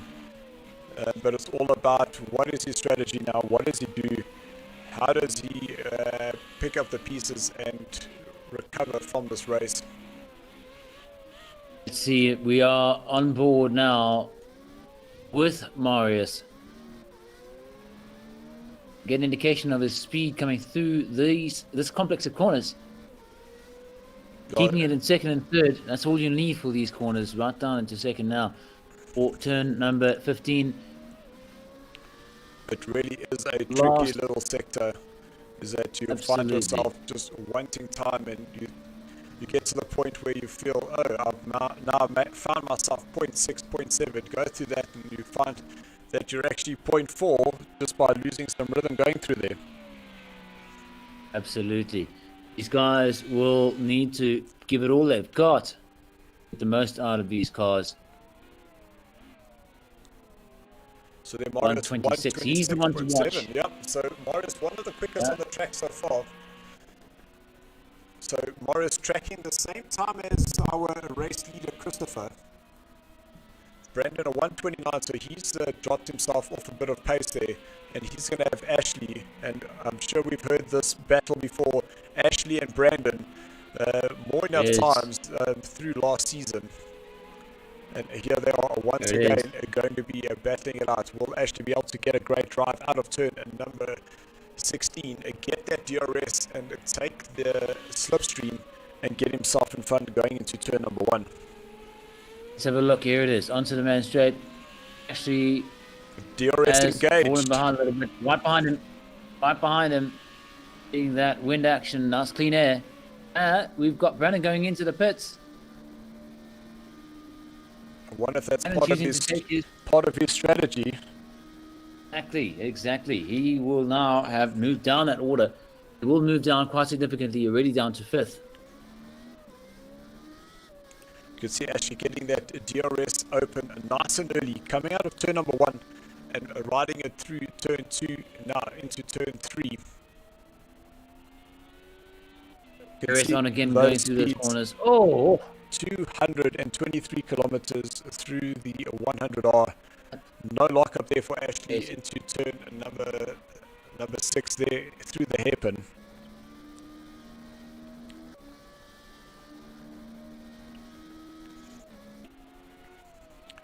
So just looking further down the order, and I see that 3rd and 4th place are starting to close up on each other. So there's Gavin in the background starting to close up on Jakes.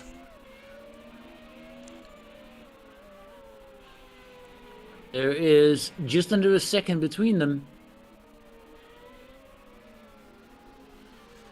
So it's going to be an interesting battle to come out here. It might well play out at number 7 for these two gentlemen. So just within that 1 second, and you definitely start getting the slipstream advantage. You can see Jake's weaving around, trying to break that slipstream. And you'll see now how Gavin will just start closing up on Jakes. Remember, just as he came out of the end, he was 0.8 of a second, not going to be close enough to make a move.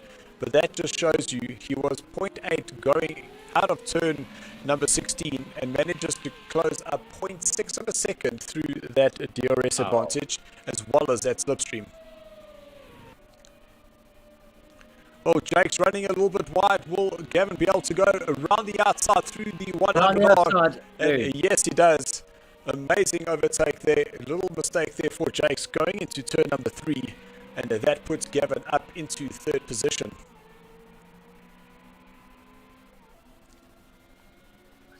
A bit further down the order now to see what's going on with Rough Riders. There is Alexander in a 6th position, really doing well. And unfortunately, his teammate is Sean down at the bottom of the order, the 139. That's comparatively slow. Looking at the lap times posted by the others, he's going to come down the hill now into the Dunlop corner, into that complex. Good line going through there, perhaps a little bit wide, coming out of turn 10. Yep, I think he did carry a little bit too much speed into 10, so he went too far to the left-hand side for turn number 11. Would have liked to just tighten up just a little bit, because it's all about the exit speed in these cars.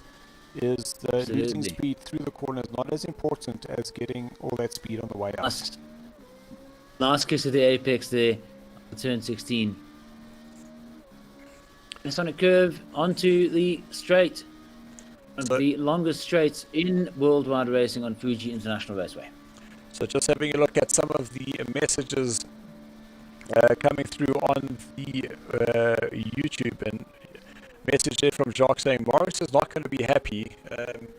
Yes, we do believe that there may be one of those rolled afterwards. You're pretty right there, Jacques. Peter Heidemann saying nice work, Alex, build on it. Ricardo da Costa saying Brandon too slow, you need to go faster. Well, Brandon's now got into the pit. Not sure if that was part of his strategy or not. And Vaughan Hill saying Mooi Javi. So yeah, great move there for Gavin, us managing to see him go around the outside of Jakes, going through the 100R. Indeed, you'll find Vaughan being one of the Bravo tier drivers here at SARCO in the Formula V8 League. On board now with Disaster Rocks, that is Sean. Improving. That was a 137 on his previous attempt, down to a 129 now. We will stay with him as he crosses the line a little bit wide, coming out of turn 15 there. We will stay with him. Message up there to say you might be carrying a little bit of damage, because that's definitely not the pace that we know that Sean is able to run at. Well, let's see. Let's see what kind of time he can post. Going underneath those bright green lights. 128. He's moving up the order. Looking at what the others are posting on 128 is what you'll find Jake's or only Jake's posting for this part. Jake's and Christopher for that matter. But He's got a interestingly lot of enough, time to there make up. is that Marius, he is one of the quickest, but it is Brandon who's now the fastest on the track at a 126.3. And Marius 126.0. You see Christopher, looks like he made a little bit of a mistake at a 128 there. But then Ashley and Gavin are both tracking 127, so very, very close there.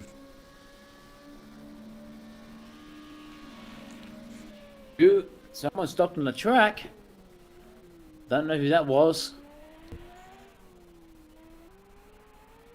Somebody having some issues with their car. Let's scroll through the list here. That may well have been Connor. May well have been Connor. Like he managed to get himself out. Let's see what his lap time is. Impact may have had a significant toll on his lap time. Yeah, Not Connor. It wasn't Connor. So we'll definitely Wonder keep our who that eye on was. there. But I'm starting to see that Gavin is actually closing up on Ashley now in second place. Gavin now closing that gap to within 2 seconds. And Gavin having a great time here. Knowing that Gavin was actually in the substitute puts team, he's now moved up to join Brandon as the racing put. So we reckon there might be some team orders for the next race where Lendl might have to put himself in puts and in the substitute puts to actually prove himself worthy of coming into racing puts. We'll definitely have to speak to Brandon after that, after the race, and see what his thoughts are. Let's jump on board now with Ross. He is chasing Brandon. Brandon having coming out of the pits. See if we can get our way with a roof cam. That's probably about 200 coming out of there. Into the hairpin. So I'm not sure whether that 135 was Brandon's pit stop, because if that wasn't the case, then he's lost an additional 10 seconds somewhere. That could have been the spinner that we saw earlier. May well have been Brandon.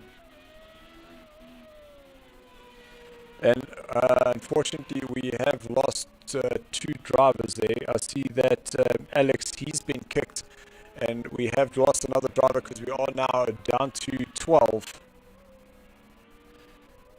So Alex disconnected from 6th place. So that now puts Paul, the Rainmaster, he's now up into 6th place. Marshall, he's actually doing well in 5th place. I didn't see him there, but he kind of just snuck into that position.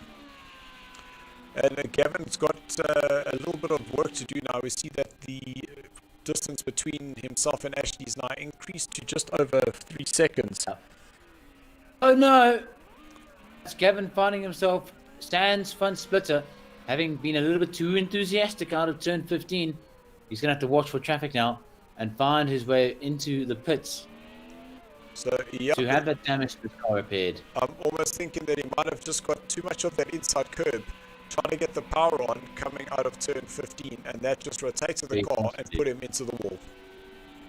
Very possibly. The car now limping back to the pits at the Fuji International Speedway in Japan at the foothill of Mount Fuji. Heading back up to our race leader now. There it is. Christopher, so Christopher with his 12th lap now underway, coming down to Dunlop turn. Let's see if we can jump on board. Get an idea of the speed he's going to carry through this complex. So just over 23 minutes to go, you can see that would be then at that point there where Gavin lost the rear and rotated and put him into the wall.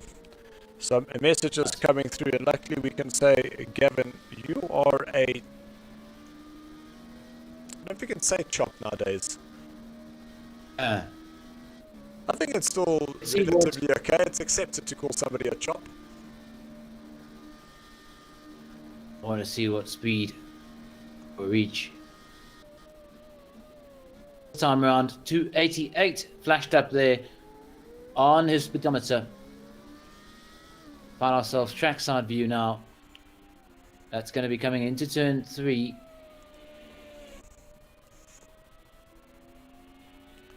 So it is very, very quick tonight, that's for sure. 126.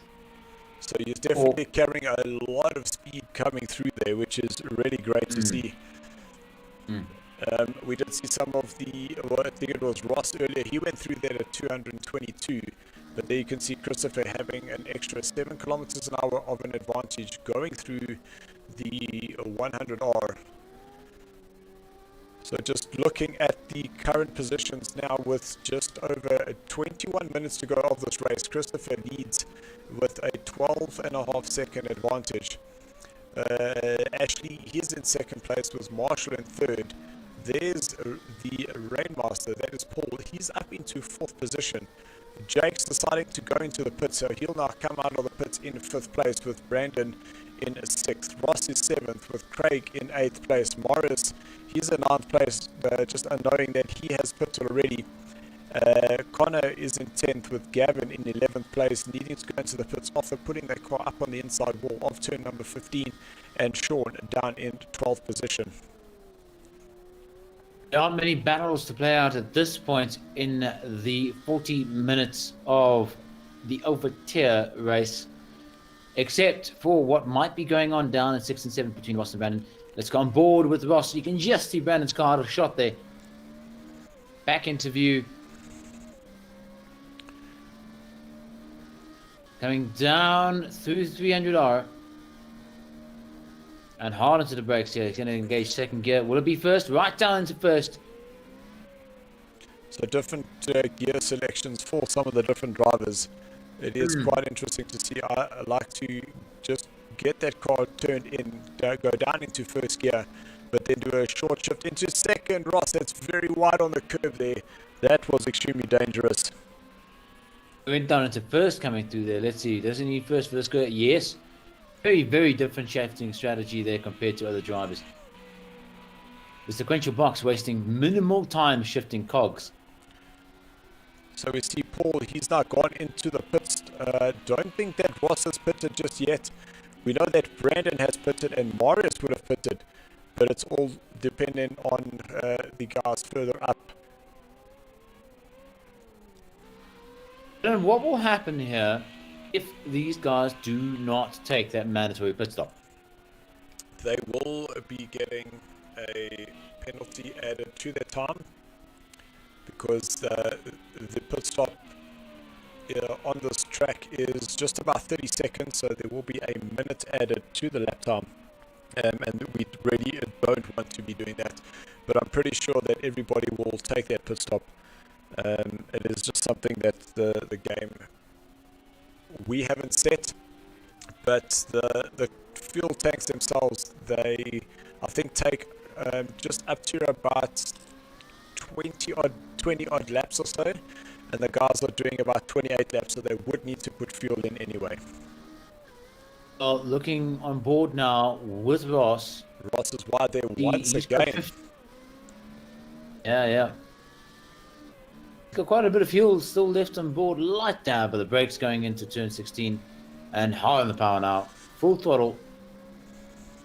These cars able to rev all the way up to 9,200 RPM, 9,500 there, you'll see, really pushing it into the red line. Risk of engine damage. So now that we've seen some of the pit stops happening now, just as we approach halfway, we start getting a better view of some of the guys on track, and we can see that Ashley, so he's still in second place with Jake's in third. Now Brandon, he's actually got himself into 4th position with Ross in 5th. Marshall, he's now dropped down with Craig now going to the pit, so that should allow Paul to move himself up. There he goes, they're back into 7th position. And Marius, he'll move up a position now. Marius still doing the 1:26s. So great times there for him, and unfortunately getting a little tap going into turn number 1 and sustaining some damage to his car. Here we are. We can see the yellow machine, Remco sponsored car of Marius.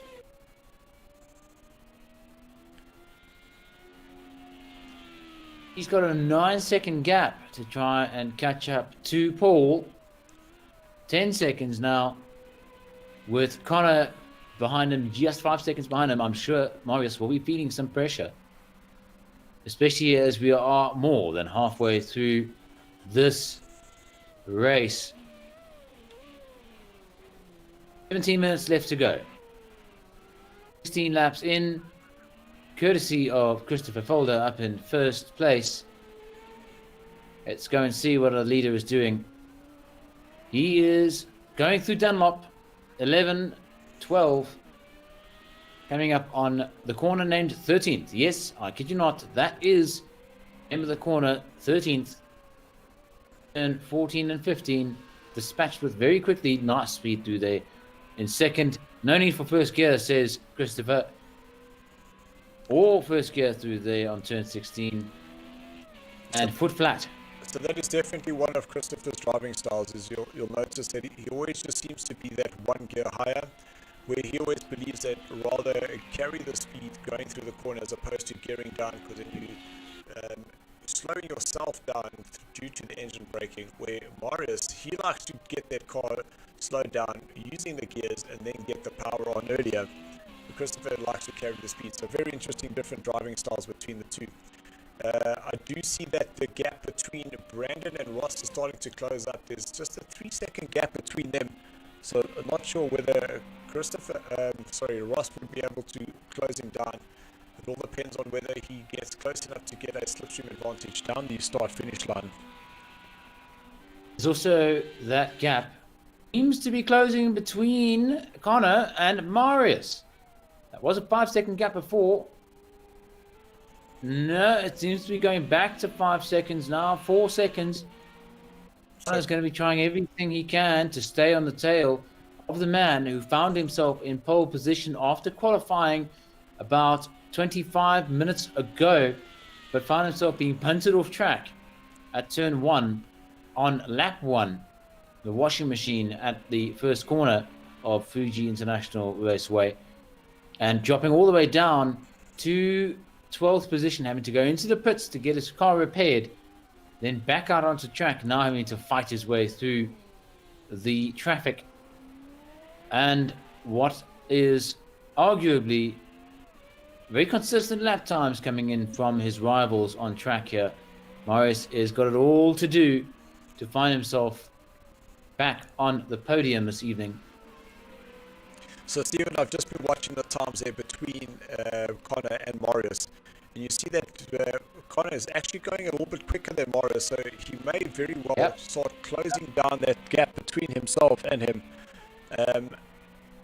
But Marius in 8th position, and he himself is now closing up on Paul. There was a 10-second gap between himself, and that is now down to just on 7 seconds. But currently, the fastest car on the track is Connor.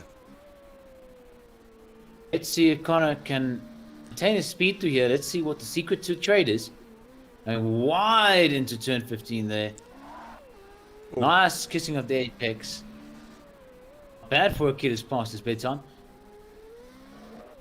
They're not quite hitting the apex on turn 16. No need for first gear. He's carrying about 33 liters of fuel, 33.7 liters of fuel. That car nice and light now. We're already hitting 280, 290. Will he see 300 by the time he reaches the end of the straight? Just under it. 298. 298, I saw that as well. So lap times there, you can see Craig, he's now gone the quickest so far, a 125.2. Connor 125.8, Marius 125.7. So those three drivers just about matching each other with pace. He's finest a force to be reckoned with this evening. A little luck up there for Consistent Craig lap going times. into turn number 6.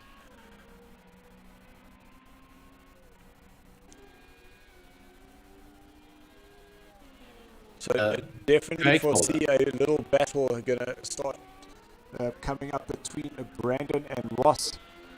Ross now within 2.5 seconds there. So Brandon's Jump on not board and careful. see. That little catch the cat is going to be catching the Brandon. You can indeed see just out of shot now. We might be able to get a glimpse of him coming over the hill. There he is. No. Out of shot immediately. You can just see Brandon's yellow car head down the hill through 300R, I beg your pardon, coming into turn 10. That is the Dunlop curve. All to do now between Ross and Brandon. Let's have a look at Ross's driving style coming through here. Utilizing first gear liberally. A lot of time spent shifting cogs. A little bit wide coming through turn 15. I'm actually very surprised that Ross just about rides all the way down to first gear so often. Yeah. Very, very interesting. The driving styles on display here this evening. Because what it seems to mean, looking at how Connor attacked the straight earlier, Connor was at 280 before he even started crossing the good lines there. Significant speed differential of at least 10 kilometers an hour there between Ross and Connor. It could be down to car weight though. Some 9 liters difference in the weight of those cars. So I do see that Connor's moved himself up into 8th position, so he's managed to get himself around Paul. So Marius now up into 7th place. He has Marshall about, 6 seconds ahead of him. So Marius might be able to just claw back some time. Just over 10 minutes to go, so a quarter of this race still to go, so anything can still happen. Interesting now, the gap seeming to have widened between Connor and Marius was about 3 or 4 seconds earlier, now having widened to a consistent 4 to 5 seconds. It just might have been when Connor was approaching to overtake Paul, he just might have hesitated just a little bit, didn't quite have the right line, and then eventually found an opportunity and then got past him without any issue. Sean must be having some trouble this evening as we jump on board with him. Yeah, Sean with a 2-minute 21, that looks like he might have needed to go into the pits again. He's got a lot of work to do. 4 minutes behind the leader. One I don't think has the opportunity tonight to find himself on podium in that turquoise and white car, heading up the hill to turn 14 and 15. So I'm actually quite interested to see what's going to happen in the next race, because we do head to the Nürburgring GP track. So a little bit more twisty and bendy, where this one has got a lot more straight line speed.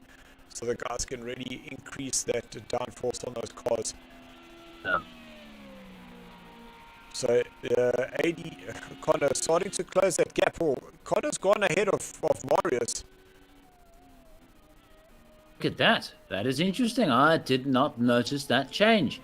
Quite significant gap there now too. 8 seconds. Marius dropping down into 10th place. So something's happened to Marius. So it looked like Marius actually went off going through turn number 3.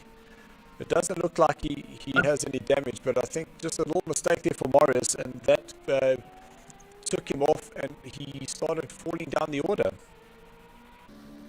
Capitalized upon very effectively by both Paul and Craig, who remains just ahead, just ahead of Marius.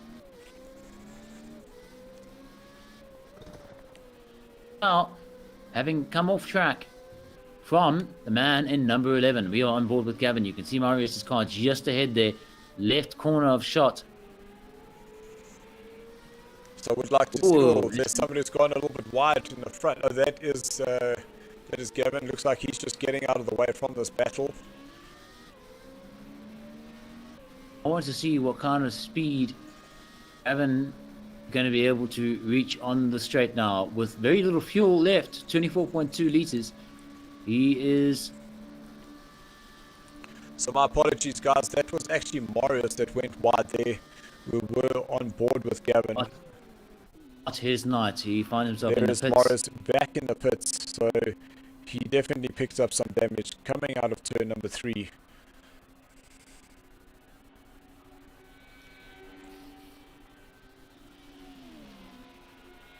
Much of tonight, who has been putting in consistent lap times, staying very solidly placed at 6th. It is Marshall. Marshall's done really well there in the middle of the pack. He had a very fast charging Marius closing him down. But Marius has done very, very well here. He too, one of the drivers being promoted from the Bravo tier in our last season's V8 Supercars.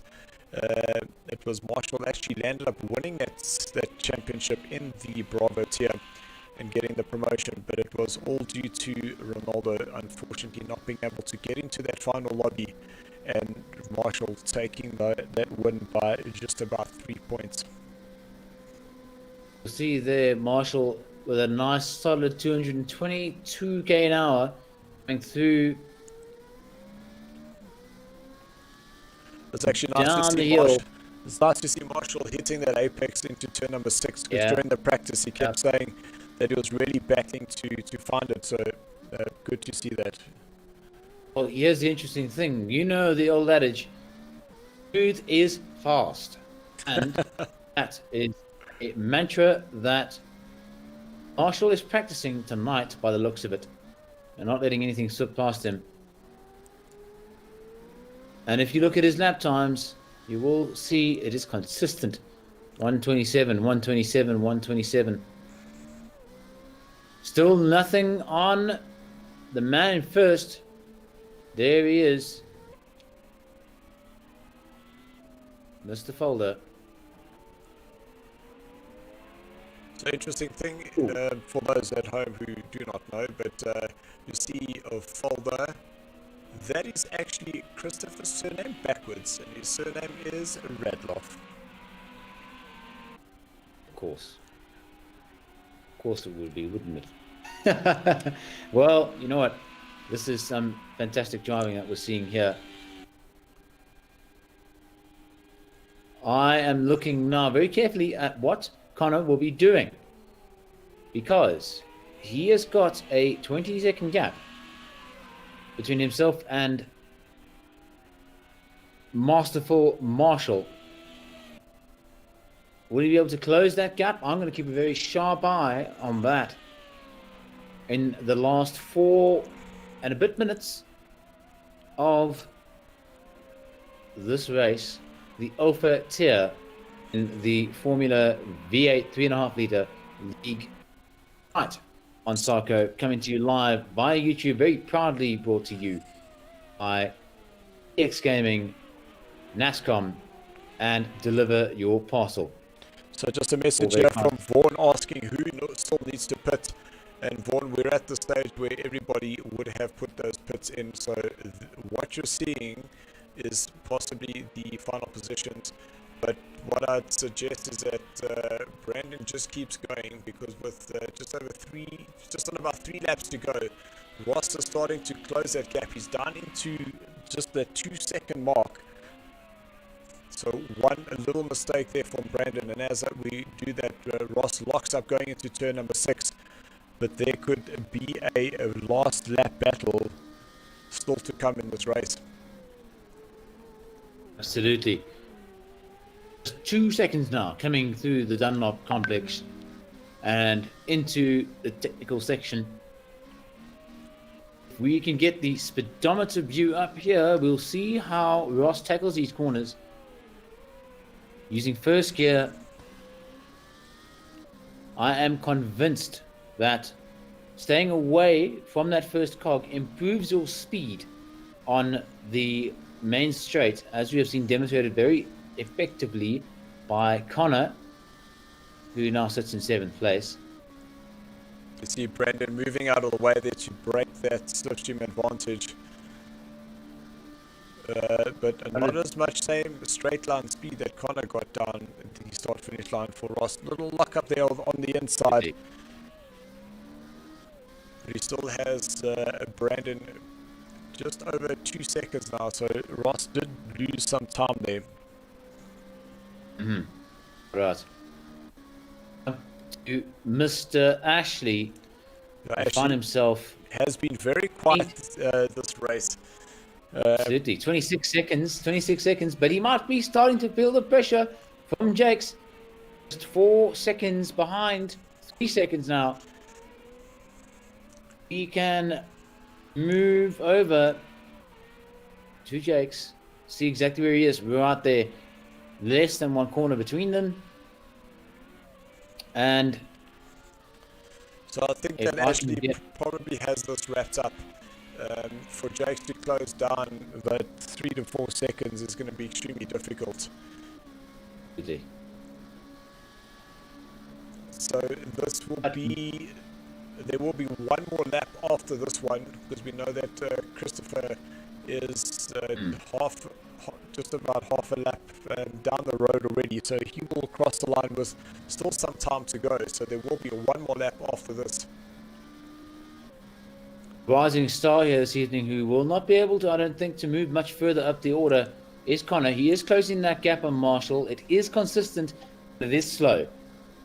It was a 20-second gap now, or earlier, is now a 17-second gap.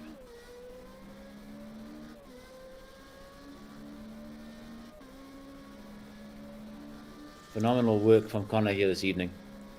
And as I'm just skimming through the times just to see if there are any other battles happening, but the closest ones are currently now between Jakes closing up on Ashley, and Ross still trying to find some time there between himself and Brandon, but Ross now losing an additional second, so Brandon looks like he'll be safe now. We are coming up. This will be Christopher's last lap. That is it. So Christopher will still need to cross the start-finish line, but touching a curb, losing a rear, and putting it into the wall as easily as that, it can still happen. All right. And if that was to happen to Ashley, that would mean a very easy win.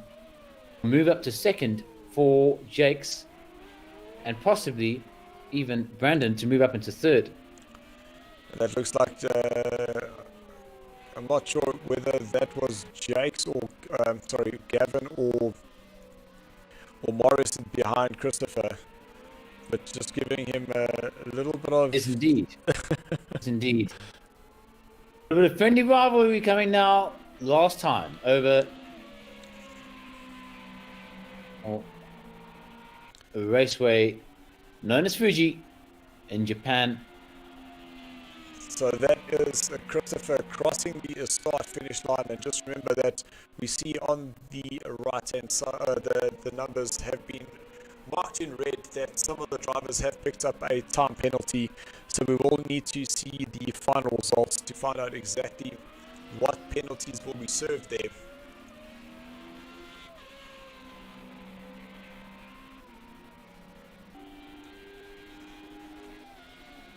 At the fact that Brandon has scored himself a penalty, but Ross has not. What significance will that penalty have? Will it mean that Ross moves up from 5th to 4th, with Brandon dropping vice versa? That is possibly on the cards, as well as with Ashley. How much of a time penalty has Ashley got? You can see the guys doing donuts. We allow this here at SARCO. We like the guys to express themselves. There's actually trying to do a donut. Didn't quite get that right, and he'll need to go and pay for that. But at least the lack of a nose cone will help him spin the rears. Absolutely. And the damage icon's coming up now. So that It is it, guys. So unfortunately, we did lose Ronaldo, but Right. your final podium winners is Christopher. He wins there. Morris, unfortunately, one of the fastest qualifiers is Nudge going into turn number 1. Ashley, he is in second place, and Jakes will finish in third position. So we're hoping that we're able to get them and come and chat to us here in the commentary box. Just as we thought, there is the position switch between Ross and Brandon.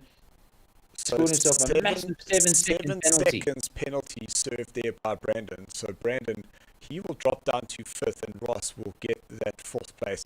So I think that's possibly what Ross was doing. He was just monitoring whether the gap between himself and Brandon realized that he didn't have to push too hard for that position. Looking at quick laps this evening, you will find that put in is it Craig? It is indeed Craig, having put in the quickest lap, 125.1. That is followed very super fast. That's very quick. Followed very swiftly by Ross, 125. I beg your pardon. I'm struggling here. Brandon rather with a 125.5. The third fastest lap of the evening, coming from Connor, who should be in bed now, at 125.595.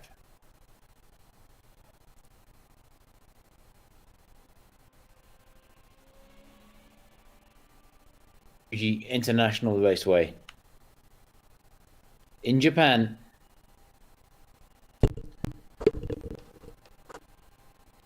Just want to make sure that we do There we go. We do have all the positions so that we're able to get all the points correct there. So we're just waiting for the guys to end off. Not sure why we are still in the holding position. Well, interestingly enough, looking at the time that Marius put in, he was actually the fastest time of the evening. 125, almost dead. That was exactly 0.1 of a second faster than what I thought had been the fastest time, which was posted by Craig.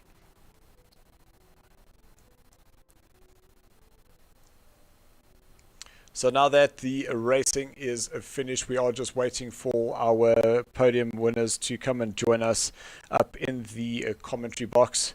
I'm pretty sure we'll see Christopher, Ashley, as well as Jakes.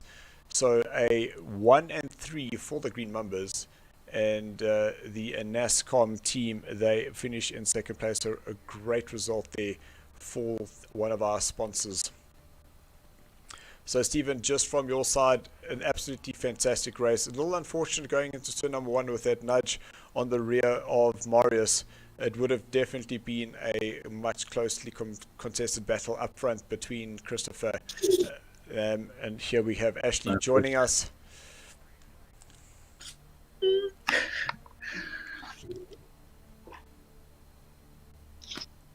Ashley, can you hear us?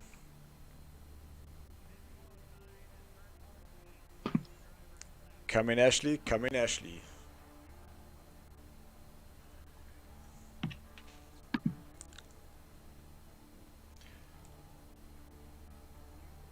Oh, shucks. I think I should have keyed my... Ashley, can you hear us? Yeah. That is fantastic. So a great drive for you. It was pretty quiet for you for most of that race, managing to get yourself in second place. Well, busy cleaning your screen there. Thank you so much. Sorry, I'm trying. How was that race for you? There was a tough one. Oh well, I was very lucky. Obviously, guys went off in the first corner, and managed to capitalize on that. And yeah, then I got a 2-second penalty. But I nursed the tires as much as I can and as much as I could, and I went into the pits expecting them to change the tires, and they didn't. And I think in hindsight that was a good thing, because I was able to manage the tires to right to the end.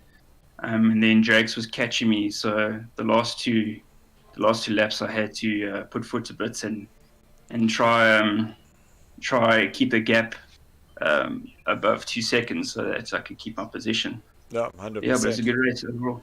Great result there. Jakes, are you able to hear me? Jakes, come in, Jakes. Can you guys hear me? Yes, Jakes, I can hear you.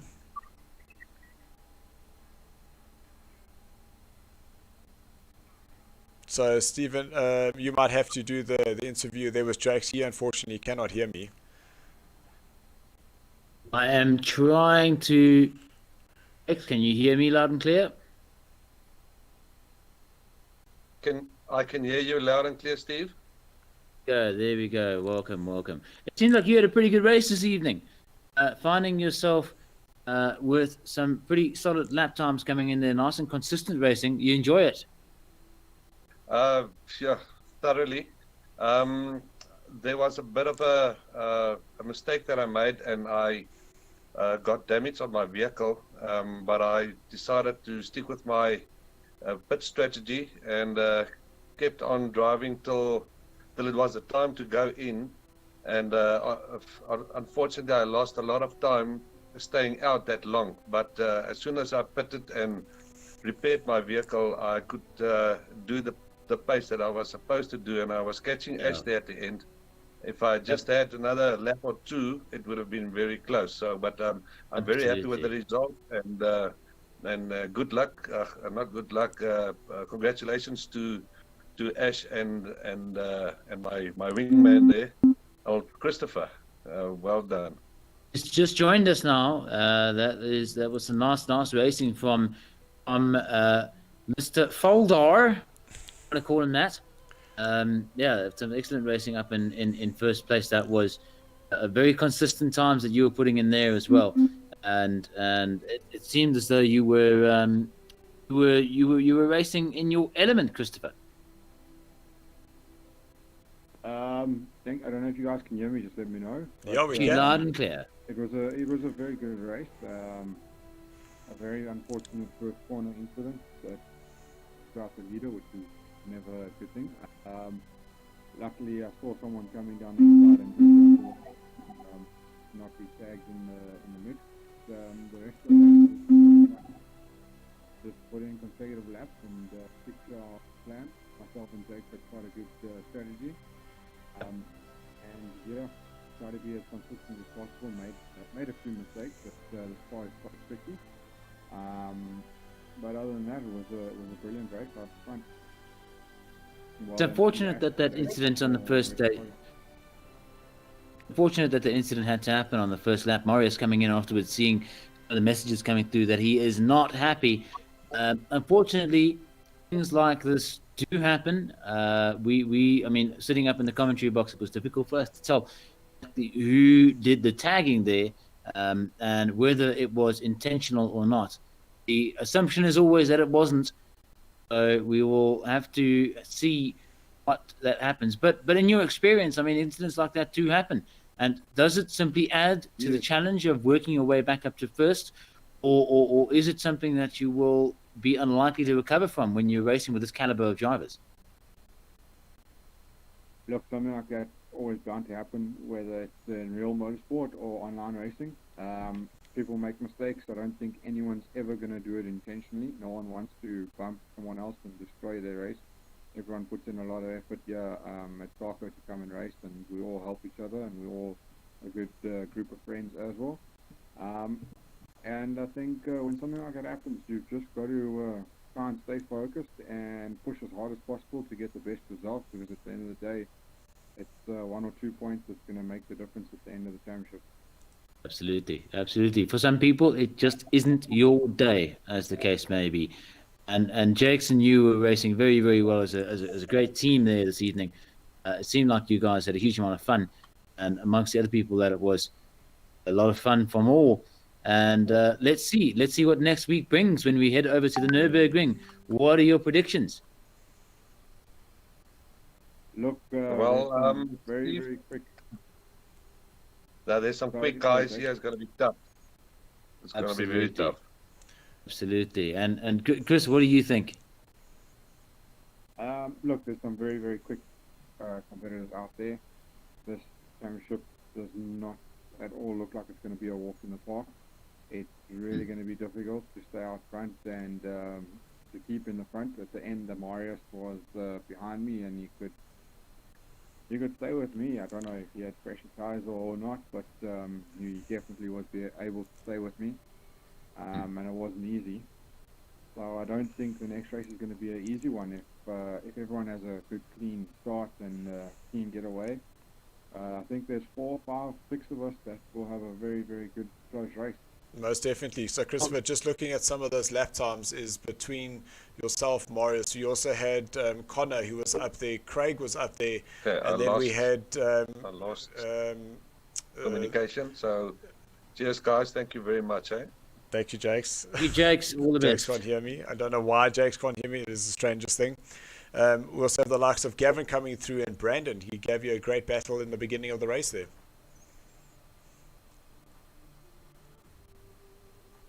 So it looks like we've lost Christopher. So with that, guys, we will end the show right there. So we will be back next week, Thursday, where we head off to the Nürburgring GP track.